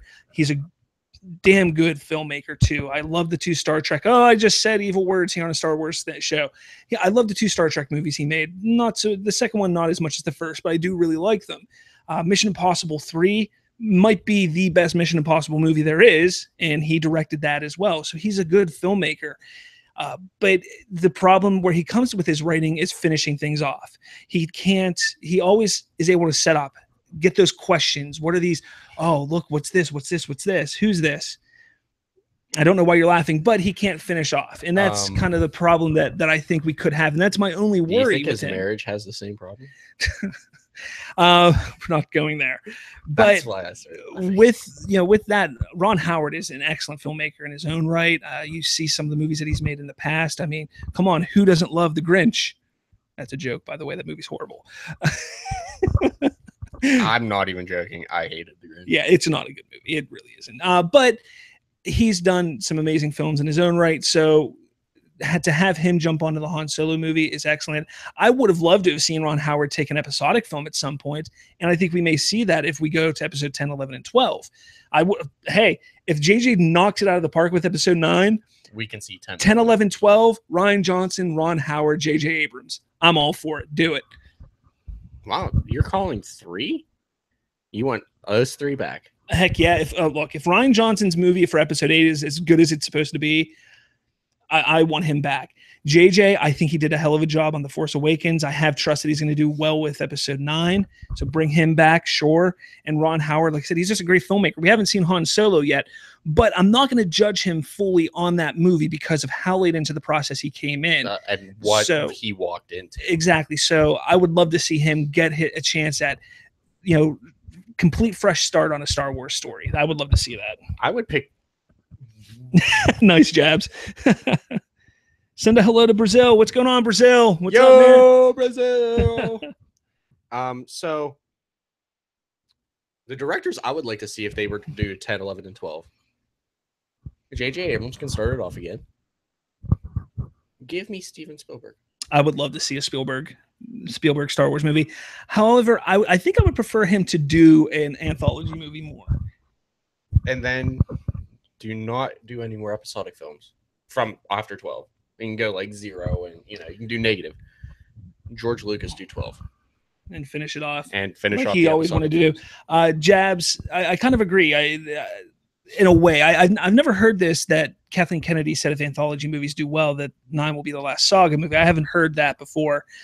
I hope it does well. I hope the Han Solo movie does well. That's what I agree with you on. But I want the episodic films to continue. There's just something about the episodic films that just, I loved Rogue One. I'm going to go see Han Solo. I'm looking forward to the Obi-Wan film, and I would love to see an Old Republic film and stuff like that. But I want to see the episodic films continue. I do. You want to see the Skywalker story continue. Yeah, I would like to see the Skywalker film or saga continue in some form or fashion. That I know a lot of people think that then makes the universe smaller, but there's if you do anthology films, right? Yeah, and there's something about the Skywalker saga that's just so great. I just love it so much. And again, maybe it's just because I grew up with Star Wars, and that's what I hold dear to my heart. But I don't know. I mean, would I be mad if they stopped after episode 9? It might be for 10 minutes, and then they're going to announce 12, more 12 anthology films, and I'll be happy. TV shows. Exactly, I'll be happy. So, again, I hope they continue the Star Wars saga. I get where people are saying that you hope that they end after 9 or 12, but I just want them to continue until I'm dead. I mean, further. If they do episodic films, like, you don't necessarily have to go focus around the Skywalker family. Like, I'm sure at some point in time you can do a spinoff to, like, oh hey, Rey banged, a Jinn, and now you can focus on Qui-Gon Jinn's lineage. And all that stuff. You're right, Jabs. All great stories do have to come to an end at some point. I agree. Unfortunately, I agree. But I mean, there could be a way to continue the episodic films, even moving away from the Skywalkers in a way. If Rey turns out to not be a Skywalker, there's your out. There's your way to get away from the Skywalker. We had 9 episodes of Skywalkers, and then we can have 9 more episodes of somebody else. It doesn't need to be exactly the Skywalkers, but continuing the journey of these characters that have been introduced in these movies, I would like to see. Do we think in the beginning Rey was not a relation to anyone, but with everyone thinking she is, do you think Lucasfilm has capitalized on that? And that came from Tony Marsh. I'm sure. Here's the thing with J.J. Abrams. He loves to ask questions. I just said that a few minutes ago. He loves to bring up the questions and have questions asked in his movies. I believe that Rey they definitely have had Rey, who she is and what she is from the very beginning. Have they changed from that? Maybe. I think that there's been a lot of outcry right after episode 7 came out. I know a lot of people were like, we don't want her to be a Skywalker because if she's a Skywalker, that's too predictable. We don't want predictability to be that predictable. Make her a Parsean. So then obviously I immediately, in my opinion, I immediately came out of that theater the first time watching it and said she's a Kenobi. I did. I just thought that she was a Kenobi. And because of that, that's what I hope she is. But could they have changed their mind on that? And possibly. I know Daisy Ridley has spoken many times since the release of episode 7 that she thought it was obvious who her lineage is, who her parents are. I'm telling you, I'm going to be so disappointed if it's a Han and Leia. If it's Han and Leia. I think that's going to be the most disappointing route that they go, personally. That would be super disappointing. Wouldn't that be crazy if the sequel trilogy wasn't a trilogy but 4 movies? That would blow me away a little bit. That'd be a little confusing, but I think they're going to stick to the trilogy format just to stay in line with what George Lucas created. I mean, then again, you never know. Raul Arthur.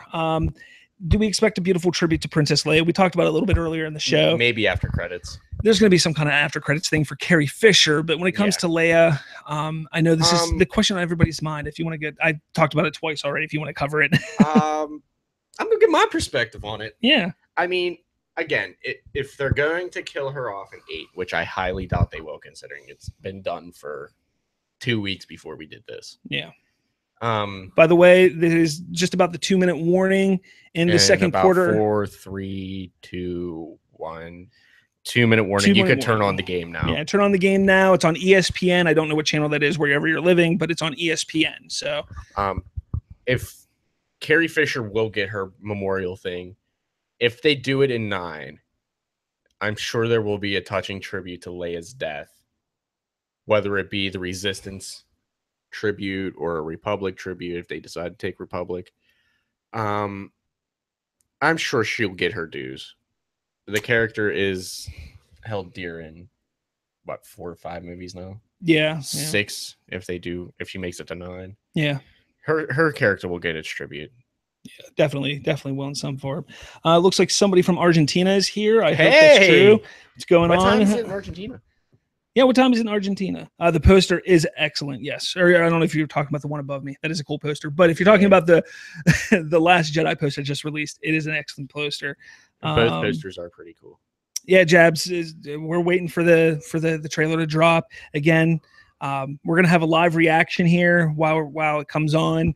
You can go back and watch it after we're done here. We're gonna snip it out and throw it up on YouTube afterwards. But yeah, I'm probably gonna immediately trademark. Yeah, but definitely we're looking forward to the trailer. It should be within the next 5-10 minutes here, depending on how quickly this quarter ends of the football game and gets to halftime. So definitely. I don't see any more questions here. You guys have really you've been helping us out. We're pretty much, I'm at the tail end of my notes. I got one more thing that I can actually talk about now. Yeah, I'm all done with my notes. I got all my segments out. Definitely, guys, I know there's about 20 of you on here right now watching us. Again, thank you for watching. Follow us at The Remote Control on Twitter. It's at The Remote CONTRL. You can find us on Facebook, The Remote Control. We have a group there. Join in on the discussion. We talk all things films, Star Wars, I'm always comic down. books, movies, TV, whatever. If you join the group, I'm always down for a Star Wars discussion. I'll talk Star Wars with you all day. Except for Friday, Saturday, Sunday, because that's pretty much one day at work for me. I don't really go home, but I will partake in any conversation you throw at me. Just remember, we will approve. What you reading over there? Yeah, Jim. Somebody else mentioned that it's interesting that Poe appears on the dark side of the theatrical poster. Very interesting. Not really sure what it means, if it means anything at all. I don't think that he's going to be switching to the dark side, but who knows? I mean, they could do something crazy with it and maybe mirror what happened to Finn, where Finn went to the light side, to the Resistance, and maybe he goes to the First Order. But I don't think they'll go that route at all. Be interesting though. Let's see. It's 10:43 in Brazil. What's going on, Brazil? I know we've already said hi to you. Hello from France. How's it going? Oh, parlez-vous français? Je m'appelle Cotin et toi? There is a little under 2 minutes left. I think around a minute 50 left. No, clock's running unless they call the timeout. Okay, so close to a minute left until the halftime. I'm actually going to take my TV off mute here. That way I can quickly turn it up. We are down to a minute 25. Yeah. They're going to let the clock run and kick the field goal. Hey, TV is on, so if you hear it in the background, we're just prepping. They are really going for it. I'm sorry, but this last 2 minutes is going to be nice. They really went to a prevent, and wow. That was a hard hit. He literally just got his skull knocked. Fourth down. Jabs. I know I would definitely want to see the comparison to the official and the fan poster. Please hit me up on Twitter at the Remote Control. I will definitely take a look at it, and we'll take a look at it. And even if you hit up one of our personal ones. Yeah, one of our personal ones at R. Slavinsky, something like that. What's going on from Canada? How's it going? You parlez-vous français as well. Original trilogy fan. Awesome. Love them. Hey, prequel fan. You can also hit us up on Facebook, the Remote Control Facebook group. Post it up in there, Jabs. That'd be awesome if you did that. So that's what we're going on there. Please join the group. You guys seem like you're really cool. You're really interesting people. We'd love to talk to you. We would love to talk to you guys. Yeah, keep the discussion going. We're getting close to the trailer here. I'm pumped about it. I'm 107 left in the quarter. Yeah, this is exciting, man. I love doing this. And again, we're not going to end. When the trailer hits, we're not going to end. We're going to talk about the trailer for some time after that. Yeah, so make sure you're tuning in to ESPN Monday Night Football. Yeah, I'm a sequel fan here too, Jabs. I'm loving the sequel so far. Well, the sequel that we've gotten, Force Awakens, I thought was great. I'm a prequel fan also. I'm not going to say I'm a bona fide prequelist, but I do like the prequels a lot. This kid here is the prequelist guy. He grew up with them. So, yeah, dude, keep in mind, I was born in 96. I grew up with them. I grew up in the 80s and 90s, so I experienced them, not when the first release of the Star Wars trilogy came out, but the re-release in the mid-90s, and I grew up with them. So that's me. Oh, man. I know. I'm proud of our viewers. We're at what, like 20? 18 watching now. That's 18? Hey, 18. But they're probably getting ready to watch. Yeah, it's definitely almost time here. Excuse me. Thanks. I had to clear my wind tunnel there. So Vikings are now winning 3-2. That's an interesting game. A minute 2 left, and I guess there's since they just scored, so there's the clock is not moving. So minute 2 where are we from? We are actually from a town south of Pittsburgh, Pennsylvania. We're in Connellsville, PA right now. It's about an hour and 20 minutes outside of Pittsburgh, Pennsylvania. Go Penguins. Yeah. That's where we're from. So my last one. Absolutely, Jabs. That's perfectly fine. It's okay to tune out and then join back in because we're going to have a lot of discussion and definitely going to want to hear what you have to say about it as well. So please join back in after the trailer. So the last segment here, Tali Lintra, an A-Wing pilot which is in The Last Jedi, is played by Hermione Cornfield, who is known for Mission Impossible Rogue Nation, Triple X Return of Xander Cage, and King Arthur Legend of the Sword. And also, why do you think Rian Johnson is swaying people from trying to watch the trailer? He wants people to go in as blind as possible. That's why he said on Twitter today, somebody asked him, hey, what do you think? Should we watch the trailer? And he goes, look, is this hard for me to say because the trailer is great, but if you want to go into the movie blind, do not watch the trailer. And, I know that our friends over at Nerdtalkalypse, the podcast, they're trying to go into this movie blind. So they're not going to be watching the trailers or they're not going to try and watch the TV spots. I commend them for that. I'm a huge Star Wars fan. Hey, I did it for episode 7. I can't do it. I gotta watch as much as possible. It's hard. Don't get me wrong. I did it for episode 7 though. Yeah.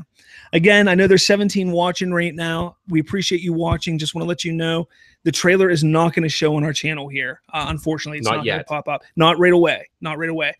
So unfortunately, it's not going to pop up. But we are going to have a live reaction to it. We're going to be watching it as it happens, and then we're going to talk about it immediately thereafter. So watch the trailer, jump back in, and join the discussion because we're going to be taking questions from you, and we want to hear what you guys think of the trailer.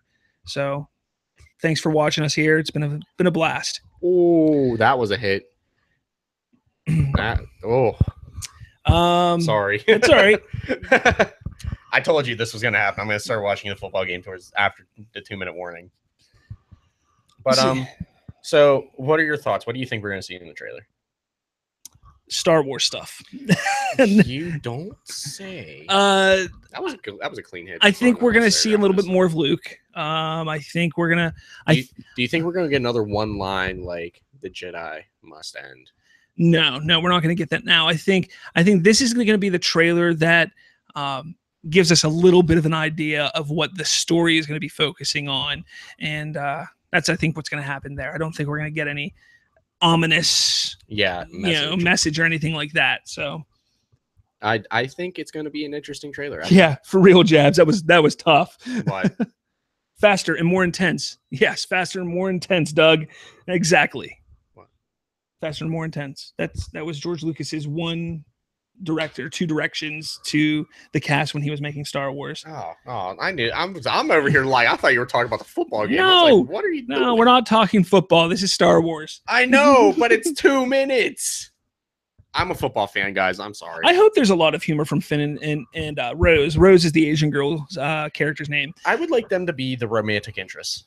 I think they're going to be. I think that would be a nice thing. Like no Rey and Finn. You can't do two main characters like that. Like it kind of worked with Anakin and Padme because it had to. Yeah, exactly. Very true. Cyborg Finn has no spine, figuratively and literally now. Bruh. No, I think we're seeing the development of Finn. I think we're going to see him turn into somebody who's a lot stronger than he was. I know that a lot of talk has been about him still trying to get away from the Resistance, but I think he's going to be pulled back in by Rose because from a lot of the stuff that we've heard, Rose looks up to Finn because he's a hero to her. So I think we're going to see him, because of Rose, turn into a figure that does get a little more confident and stuff like that. So, Raw, that was hilarious. Why did the angry Jedi cross the road? Why? To get to the dark side.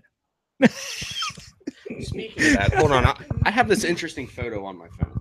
We got 25 seconds left.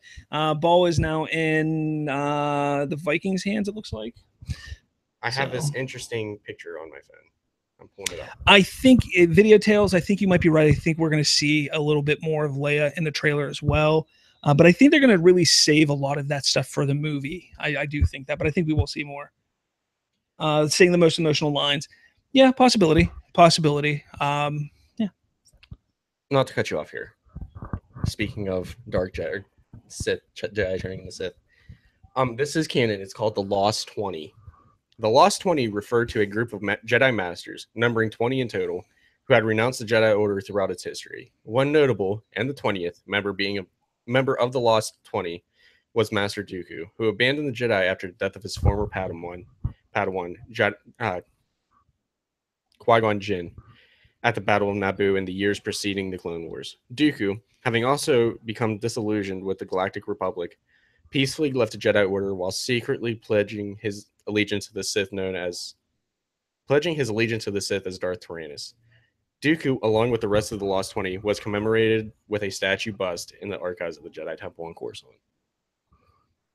That's one of those, canon things that you saw with the Yoda. Oh, yeah.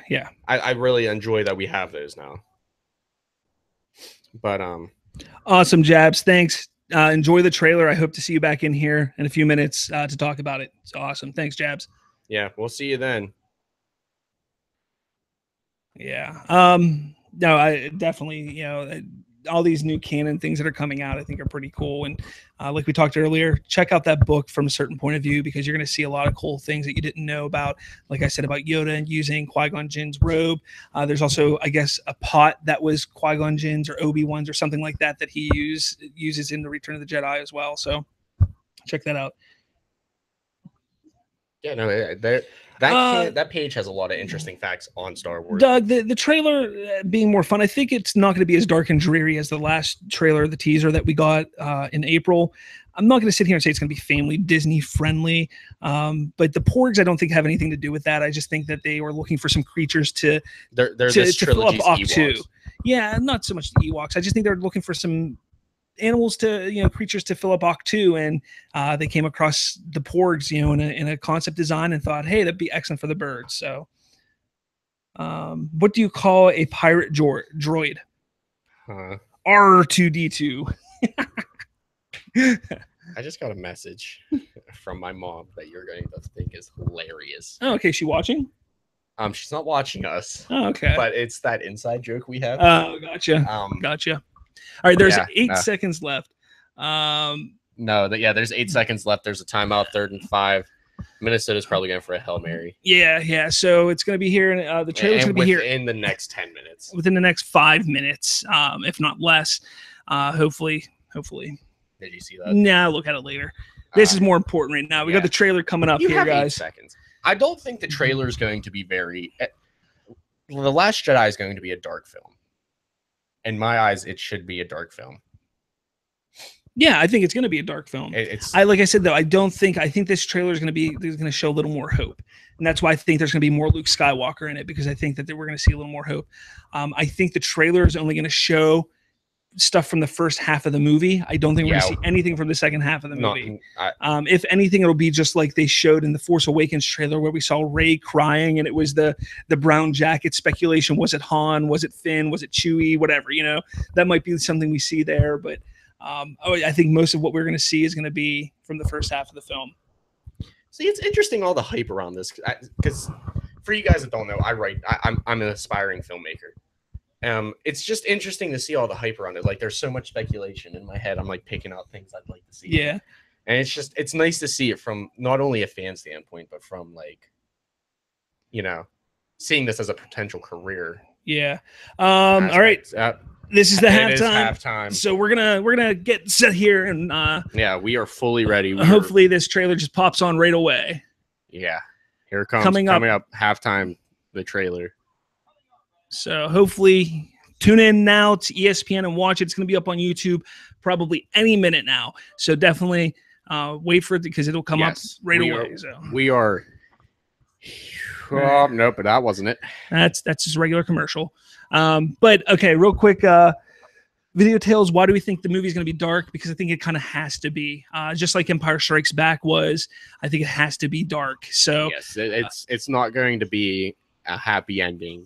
Yeah, someone's going to die. Someone's going to get kidnapped. Something's going to happen. Yeah, there's going to be some crazy stuff happening. So I think that's why it's going to be dark. Do we think R2D2 and C-3PO will have more screen time than in The Force Awakens? Maybe R2 probably will. C-3PO is becoming more of a sideline character now.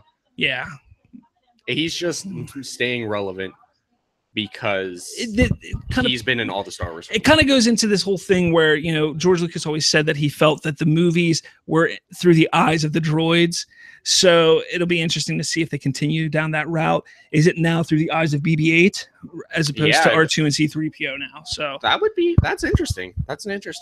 Very interesting. But we got 20 watching now, you guys. You 20 here. We're not going to have the trailer on here. Sorry about that. We're just doing a reaction here.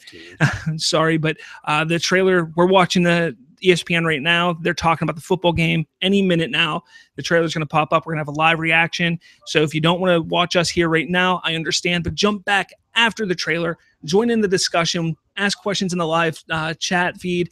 We'll get to your questions. We'll talk about it. We'll mention you by name, everything like that. It's a lot of fun. We're having a great time doing this here. So keep that in mind.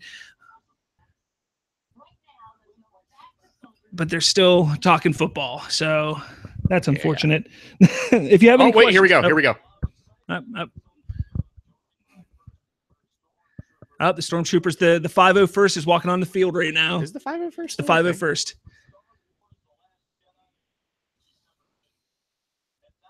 Here it is. Trailer's live now.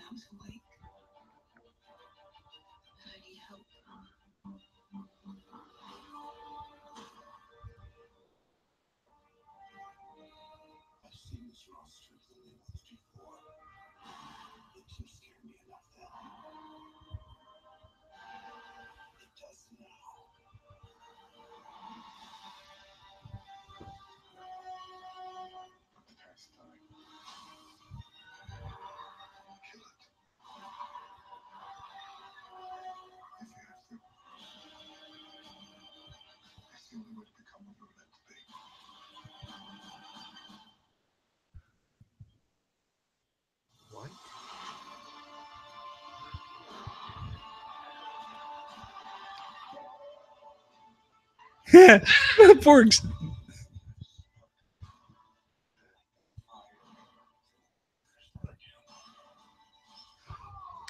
Whoa. What?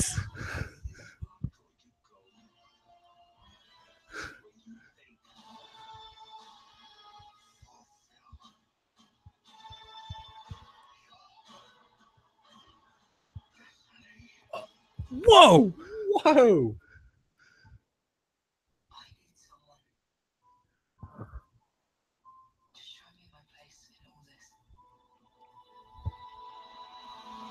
Whoa. Whoa. What? Why isn't the movie now? Holy crap. What? Wow. What?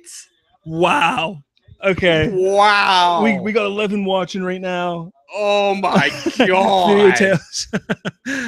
Wow. What? Wow. If you are watching this and you haven't seen the trailer, go watch it right now. You need to pull it up on your iPad here so we can watch it again. Oh my god. Video tales, awesome that you can see the reflection of my glasses. How do porgs fly? It's a very good question. I They're don't kind of know, fat, but but the pork was adorable. Oh my, hold on, I'm putting the mic down. You do some talking. I mean, holy crap. If you did not see that trailer, I was completely wrong. I thought it was going to be a little more hopeful. No, it is dark as can be. Like, it is midnight outside and we don't have a flashlight dark. Like that got nuts. It was crazy. Like, holy crap. And the fight between Finn and Phasma, did you see that? Yeah. Like, no. The Kylo and Leia. End? Oh, Kylo and Leia. Is that how she's going to go out? If that will do justice. I don't think they would show that in the trailer. But no, I am like, okay. I was quite flaccid. Now I am fully erect. This movie needs to happen today, like today. Yeah, it is sitting on a shelf, done and finished. Music was excellent. The music was phenomenal. Brian, I'm with you on music. I'm a huge movie buff when it comes to films and stuff, and you can definitely tell the John Williams feel to the music there. It is literally the first one. Oh wow. It'll be up shortly. That wasn't a lightsaber cyborg. That actually looked like one of those First Order things that they used in The Force Awakens. That's what it looked like. At first, I thought it was a lightsaber too, but whenever I saw him slam down on top of Phasma's staff, it definitely wasn't a lightsaber. But I could be wrong. I mean, if you want to, it's Finn the first non-Jedi lightsaber wielder. I mean, technically, yeah, because in The Force Awakens, he wielded the lightsaber and he's not a Force user as far as we know. So, yeah, I guess you could say not the first. I'm sure there's been others, like Han used one in Episode 5, but yeah, I know what you're saying. The whole Rey and Kylo. The Rey and Kylo thing at the end. Oh, man. There's so much to talk about. Like her, and Luke, like he's afraid of her. I've seen this rock trick once. It didn't scare me then. Well, it wasn't the rock trick, this power. I've seen this power before, and it didn't scare me. But it does now. It does. Like, which means she is theoretically saying and assuming that it was Kylo he saw it in. Yeah. She is on par with Kylo with no training or limited training. Yeah. Oh, geez, dude. I so much. I need to watch it again. I'm trying. I could just rewind it. Oh my! You have DVR. Now you can't delete this. Oh no! Watch it get reversed. Wait, now you're much too far. Yeah, exactly. Luke's like, "Yep, I'm done. Peace out, guys. I'm done." Dang it! Stop. All right, we're watching it again here. So I don't know if you can hear it, but we're watching. Turn it up a little louder. Screw your neighbors. Here we go. Doing it again.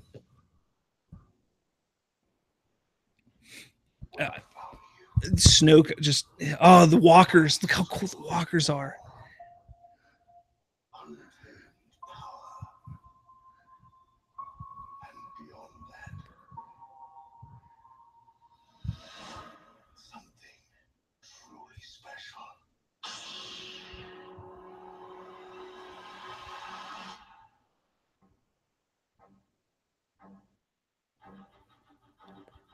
Something inside me has always been there. When I was awake, and I need help.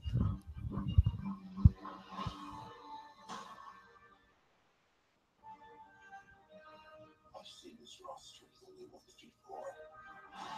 It didn't scare me enough then. It does now.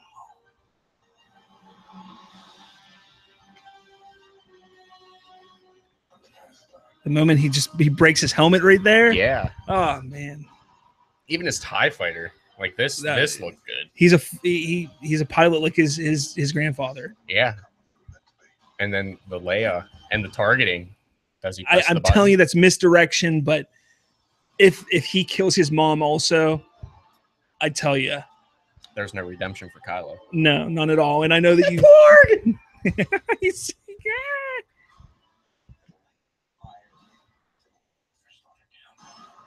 Phasma. This is not going to go the way you think. Fulfill Your destiny. And that's Snoke with Rey there. Yeah, so Snoke and Rey do. All right. That's the same scene. That is the same scene. The scenery around both of them is the same scene when Rey is asking for somebody to show her part in all this to Kylo.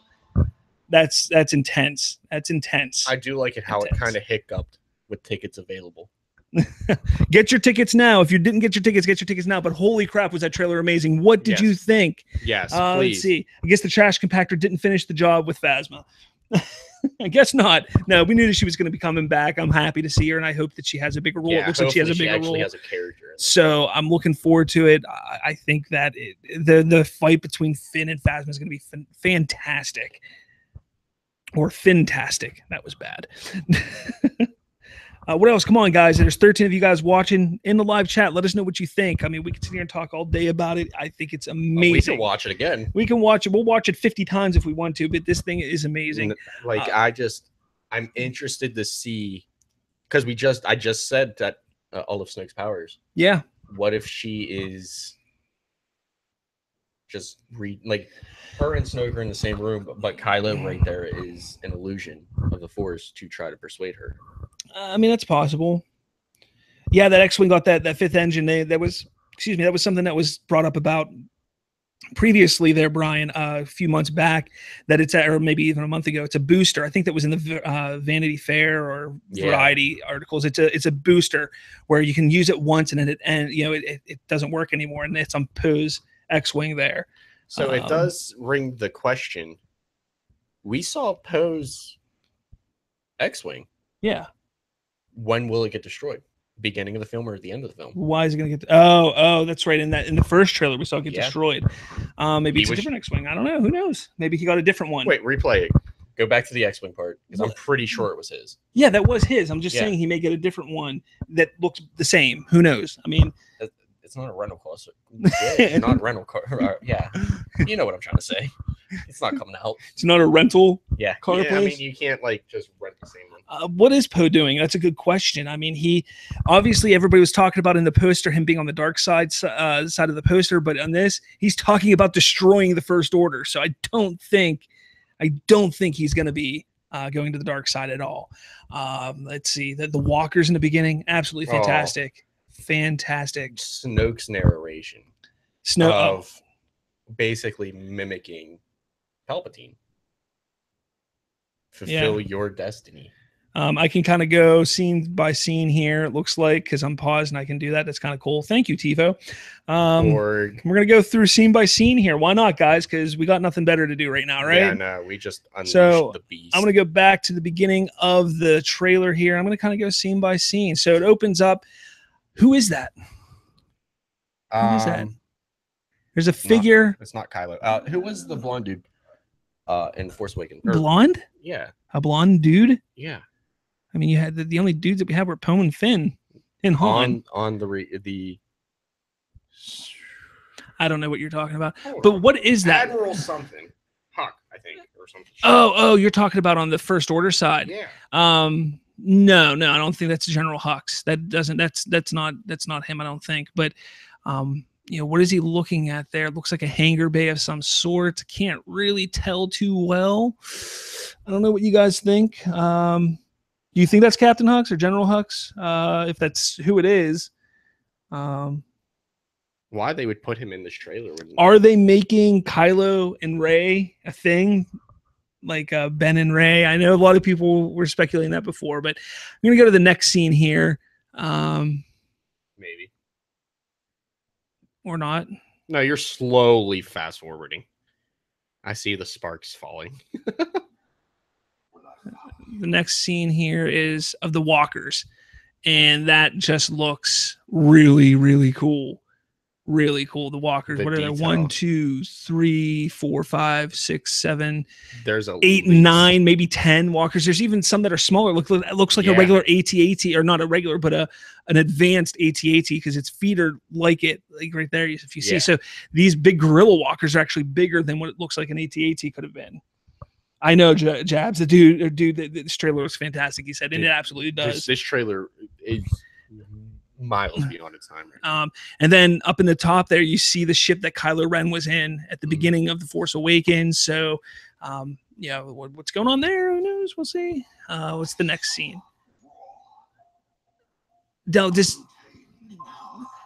Snoke talks about seeing untamed power, raw, untamed power. I mean, is this a vision that he had of Rey? Because again, is he talking Kylo? But see, then further in the trailers, we'll get further in the trailer. You sit there and Luke talks about seeing power like this before, and he wasn't afraid, but now he is. This scene here, the next scene after the walkers, you see Kylo from above walking down maybe some kind of pathway in a mountainside or inside a cave of some sort with a bunch of troopers behind him, which is cool. Let's see what happens next. We see another side photo or picture of Kylo Ren, just like we did in The Force Awakens, which I think is one of the coolest poses that we've seen of him, pictures of him. And he looks like he's looking down at his lightsaber, and then he grabs his lightsaber. We still have the guards in the background as well. Oh, yeah, the Praetorian guards are in the background by the lightsaber, which means he's in front of Snoke here, it looks like, because the Praetorian guards are Snoke's bodyguards. Snoke's bodyguards. So obviously at this point, he's with Snoke.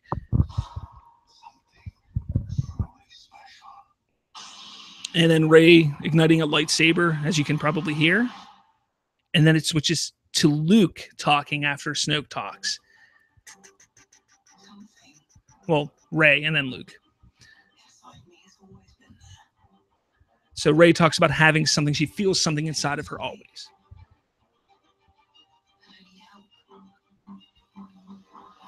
And she talks about needing help to control it.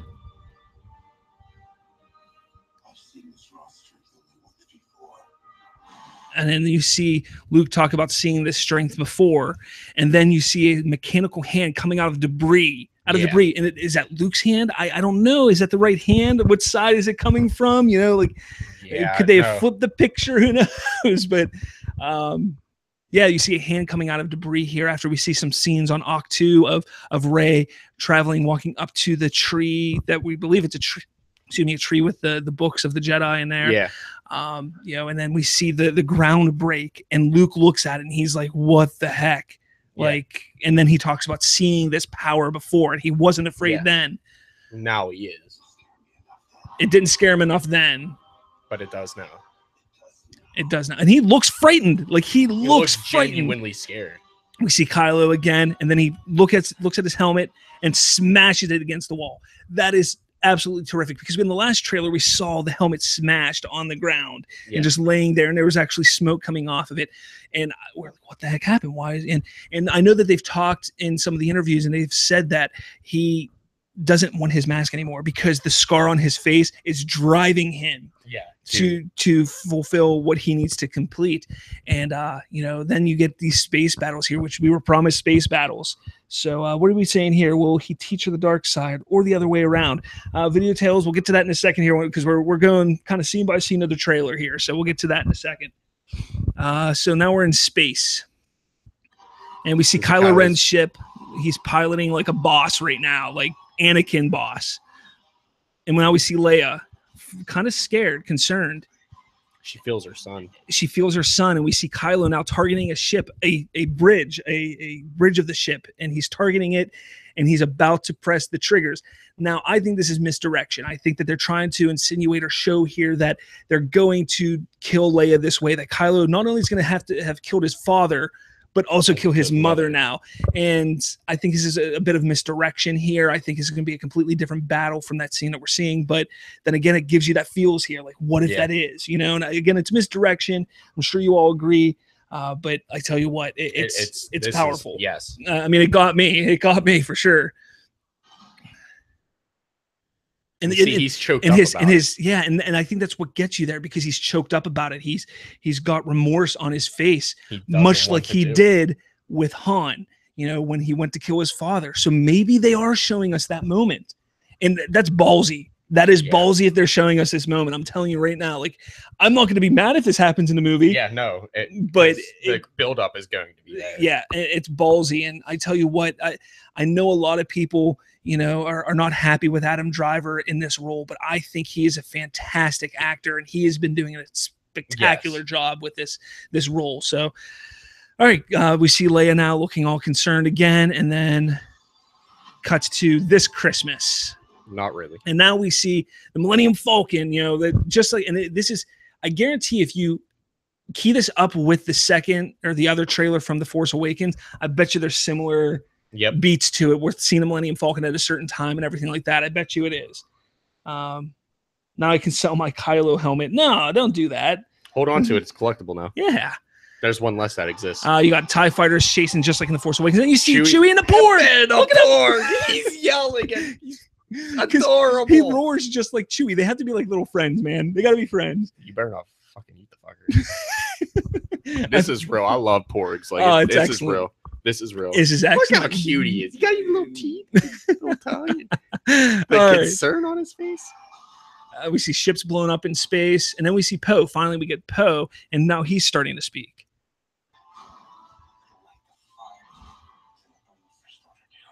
And he's talking about lighting the fire to bring the First Order down. So that poster that everybody's talking about, he's on the dark side of things. He's not turning to the dark side. I think it's just a lack of space. I think it was just a lack of space, just how they needed to put it on there. They probably could have figured out something better, but honestly, that poster is amazing. But then after he says light the fire to bring the First Order down, then we get the badass scene of Finn igniting that, not a lightsaber, I don't remember what it's called, but the Electro Staff. The Electro Staff from The Force Awakens, and he starts swinging at Phasma, and Phasma blocks it with her staff, and we're gonna get a battle between those two. And it's interesting to see Finn. He's in a First Order uniform there, so we know that he goes undercover in some form or fashion. This must be after that fact. Yeah, it looks like they are already attacking and whatnot. Yeah, Queen, I guess that's how you say your name. Sorry if it was wrong. I'm terrible with names sometimes. Yeah, there are a lot of people who think Adam Driver is not the best for this role. They really do. A lot of people always mentioned how they started to laugh when he removed his helmet in The Force Awakens and stuff. It's kind of disappointing because I think he's doing a fantastic job in the role. So unfortunately, that's the way it happens. But getting back to this, I cannot wait. I cannot wait for this scene. I want to see Finn and Phasma face off because I think it's going to be perfect. And I believe it's, I don't remember what it was, if it was a book or comic book or something, but Finn was supposedly like somebody that Phasma looked upon as being, a much, a promising student and stormtrooper and stuff. So this is very interesting. Another master and apprentice fight. We see ships blown up in BB-8. This is not going to go the way you think. So who is he talking to? Is he talking to Kylo? Is he talking to Rey there? Is he talking to Leia? Is he talking to Leia? Who is he talking to about it not going the way that you think? Could it be Rey because she's training and it's just not going the way that he wants or she wants? So he's like, look, this isn't going to go how you think it's going to go. Or is he talking to Kylo and after they battle Kylo Ren and Kylo's, he's basically telling Kylo, look, you're not going to win. This isn't going to go how you think. Interesting. Then we see, who is that? Rey falling in the water. Then coming out. And we see Cave with Luke. And then we see some more battle. And then we see this awesome scene of, I don't know, we skipped a whole bunch of scenes here, but I wanted to get to this scene where Snoke looks like using the Force and telling, literally turning Rey into like Emily Rose. It basically, become who you're meant to be or something like that. Fulfill your destiny. Like, it's crazy because in the beginning of the trailer, he talks about that power. Yes. And seeing it. And now maybe again, that's who he's talking about. It has to be Rey, right? Yeah, it has to be. I hope they don't do the Kylo turns good, Rey turns evil thing. Or maybe they go an Ahsoka path. Rey trains to become a Jedi and then renounces it. Boy, looks like stuff's popping off over there. Like Empire Strikes Back going to Cloud City. I didn't see a Cloud City there, Memento. But our Cloud-like city. I think that's what Canto Bite's going to kind of be like, is like the Cloud City, in my opinion, but I could be wrong. But going back to the trailer, I think we got one more scene here.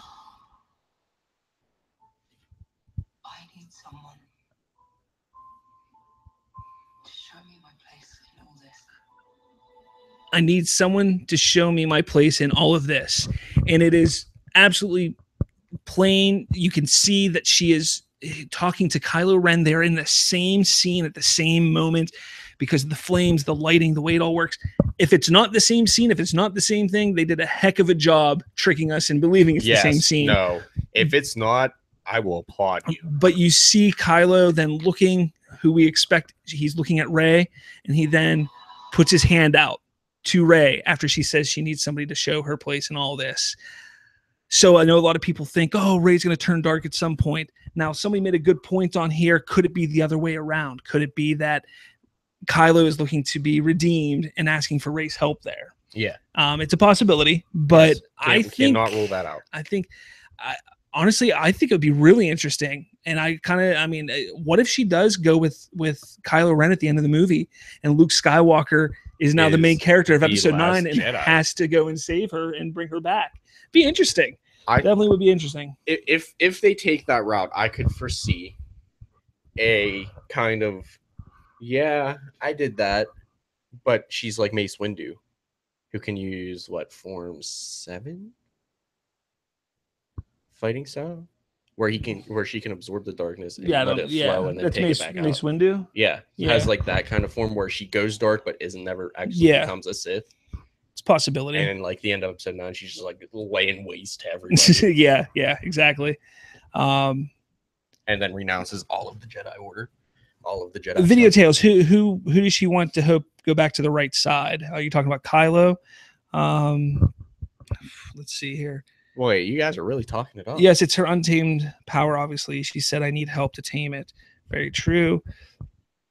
Could it be Luke saying the quote to Rey before she is having the Snoke scene? So could Luke be saying, it's not going the way that you think. It's not going to go the way that you think. Is he saying that to Snoke? Yeah, because or he could be saying it to Rey and she's just running in blindly against Snoke. Yeah, it's a possibility. Kind of like Anakin did to Dooku in episode 2. So you definitely think that Adam is gonna switch, or that he's a double agent? Video Tales. I know that some people have been saying that he's a double agent. If he kills Leia, then he's not a double agent. No, that's just the fact. If he's a double agent, he's definitely like gone to sell that role. Yeah, definitely. I don't know if he's gonna. I don't see him being redeemable at this point. I don't think we've seen enough from these two trailers, to believe that he can be redeemed of killing his father, let alone killing Leia, and possibly killing Leia. We don't know that he's going to kill Leia, but maybe. I don't know. This trailer has been a roller coaster. Absolutely. This trailer is fantastic for sure. Now, Well, what do you guys think? What do you think of the trailer? What do you think what are some of the signs? What do you think is all this going on at the end of the trailer? Excuse me. I mean, that's the most interesting part to me. the Porg was the most interesting part to me. No, I'm interested to see what you guys think of the ending and also the whole do you guys think Kylo is going to kill Leia? Even though it did kind of look misdirection-y, but if he kills Leia, how do you think that's going to turn out? Leave it in the comments. I can't see him. Let's see. Oh my God. Behind Poe is Carrie Fisher's daughter, I think. It's blurry but out of focus. We could see, I know that she is playing a bigger role in this movie. I do know that. I remember hearing that she was going to be having a bigger role this film. I want to know what those wolves are. I tell you what. He'll buy. I tell you what. Not Pablo Hidalgo, the other one. I can't remember his name. The guy who does Star Wars Rebels. Wow. Sorry. Just no, hashtag no respect. Oh, man, I can't think of it, but I bet he had a role in that. Probably. Yeah, they had a very elegant looking design. Did I go too far? I may have gone too far. Yeah, I think you did. All right, I'm gonna play it a little bit here. Let's see. We're trying to find our place. Yeah, I Porg! I'm gonna have to play a second or two. We're That's a dude. yeah. I'm gonna sit here right now. Video Tales. We're slowing it down here. We're going scene like frame by frame essentially. And behind Poe, it could be back there. Yeah, no, that's a dude. I'm sorry. That looks like a dude of Korean descent. Sorry. Well, there's a guy on the right side behind him as well, but it's a guy. There are definitely guys there. So, that little penguin, Brian, that's called a Porg. Oh my God. I think Luke is going to be in episode 9. I do believe Luke will be in episode 9. He will make an episode 9 appearance. Yeah, whether it's a Force ghost or if he's going to be a main player, I think he's going to be in episode 9. Now, I'm going to ask you this. Do you think episode 8 is going to take more or be in more modern day or telling the past? You think it's going to be modern or past? Wait, episode 9? Episode 8. Episode 8? It's going to be modern.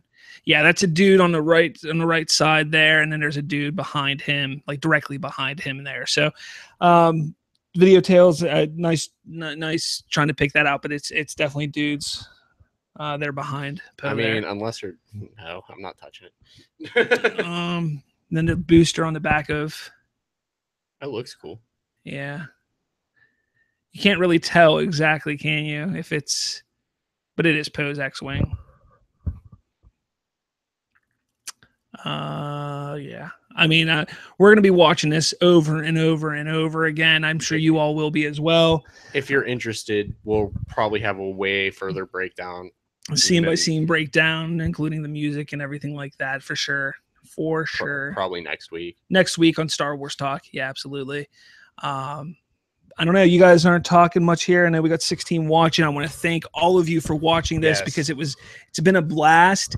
It's been fun. 2.5 hour podcast here that we've done. Yeah, longest we've ever done. It's been a lot of fun here talking Star Wars, especially with all of you guys. So please follow us on Twitter at The Remote Control. That's at The Remote CONTRL. Find us on Facebook. Join our Facebook group to join in the discussion where we talk all things that's not just Star Wars, but all movies, TV, video games, music, and so much more. We have a weekly podcast called TRC that we do. It's on Podbean, Stitcher, iTunes, all of that. We also do a weekly Star Wars Talk podcast as well, especially leading up to Star Wars The Last Jedi. We're doing one weekly. We talk all things Star Wars, so definitely look out for that. Again, that's our podcast, The Remote Control, so please subscribe to us. Listen to us. Down in the comments here, let us know what you thought about this live episode. This is our first live episode that we did. We had a lot of fun doing it. Hopefully you enjoyed watching us here. Brian, no problem. Thank you, Brian Lund, for watching and joining in because it's been awesome. Jeb. Jab or Jab, Jeb or Jab, whatever your name was. Sorry, man. Thanks for watching. All of you guys, please just subscribe, Cyborg. like us, all that stuff. Leave comments, leave remarks, because we want to do more of this for you guys. It's a lot of fun. We love Star Wars. We love movies. We love talking it. So please. And the trailer is indeed up online right now. Yes, it is. It is up online right now. So again, thank you all for watching. If you want to take us out here, Colton, since you're the host. Well, I've been your lovely host this evening, Colton Payne, on Facebook or whatever you want to find me, Colton Bird. And with me has always been the lovely Robert Slavinsky. Again, you can find us on Twitter at The Remote Control. Everything's going to be down in the comments section. Once we're done here, we're going to jump on through everything in the comments section, everything like that. So. And this has been Star Wars Talk. Have a good evening, and may the Force be with you.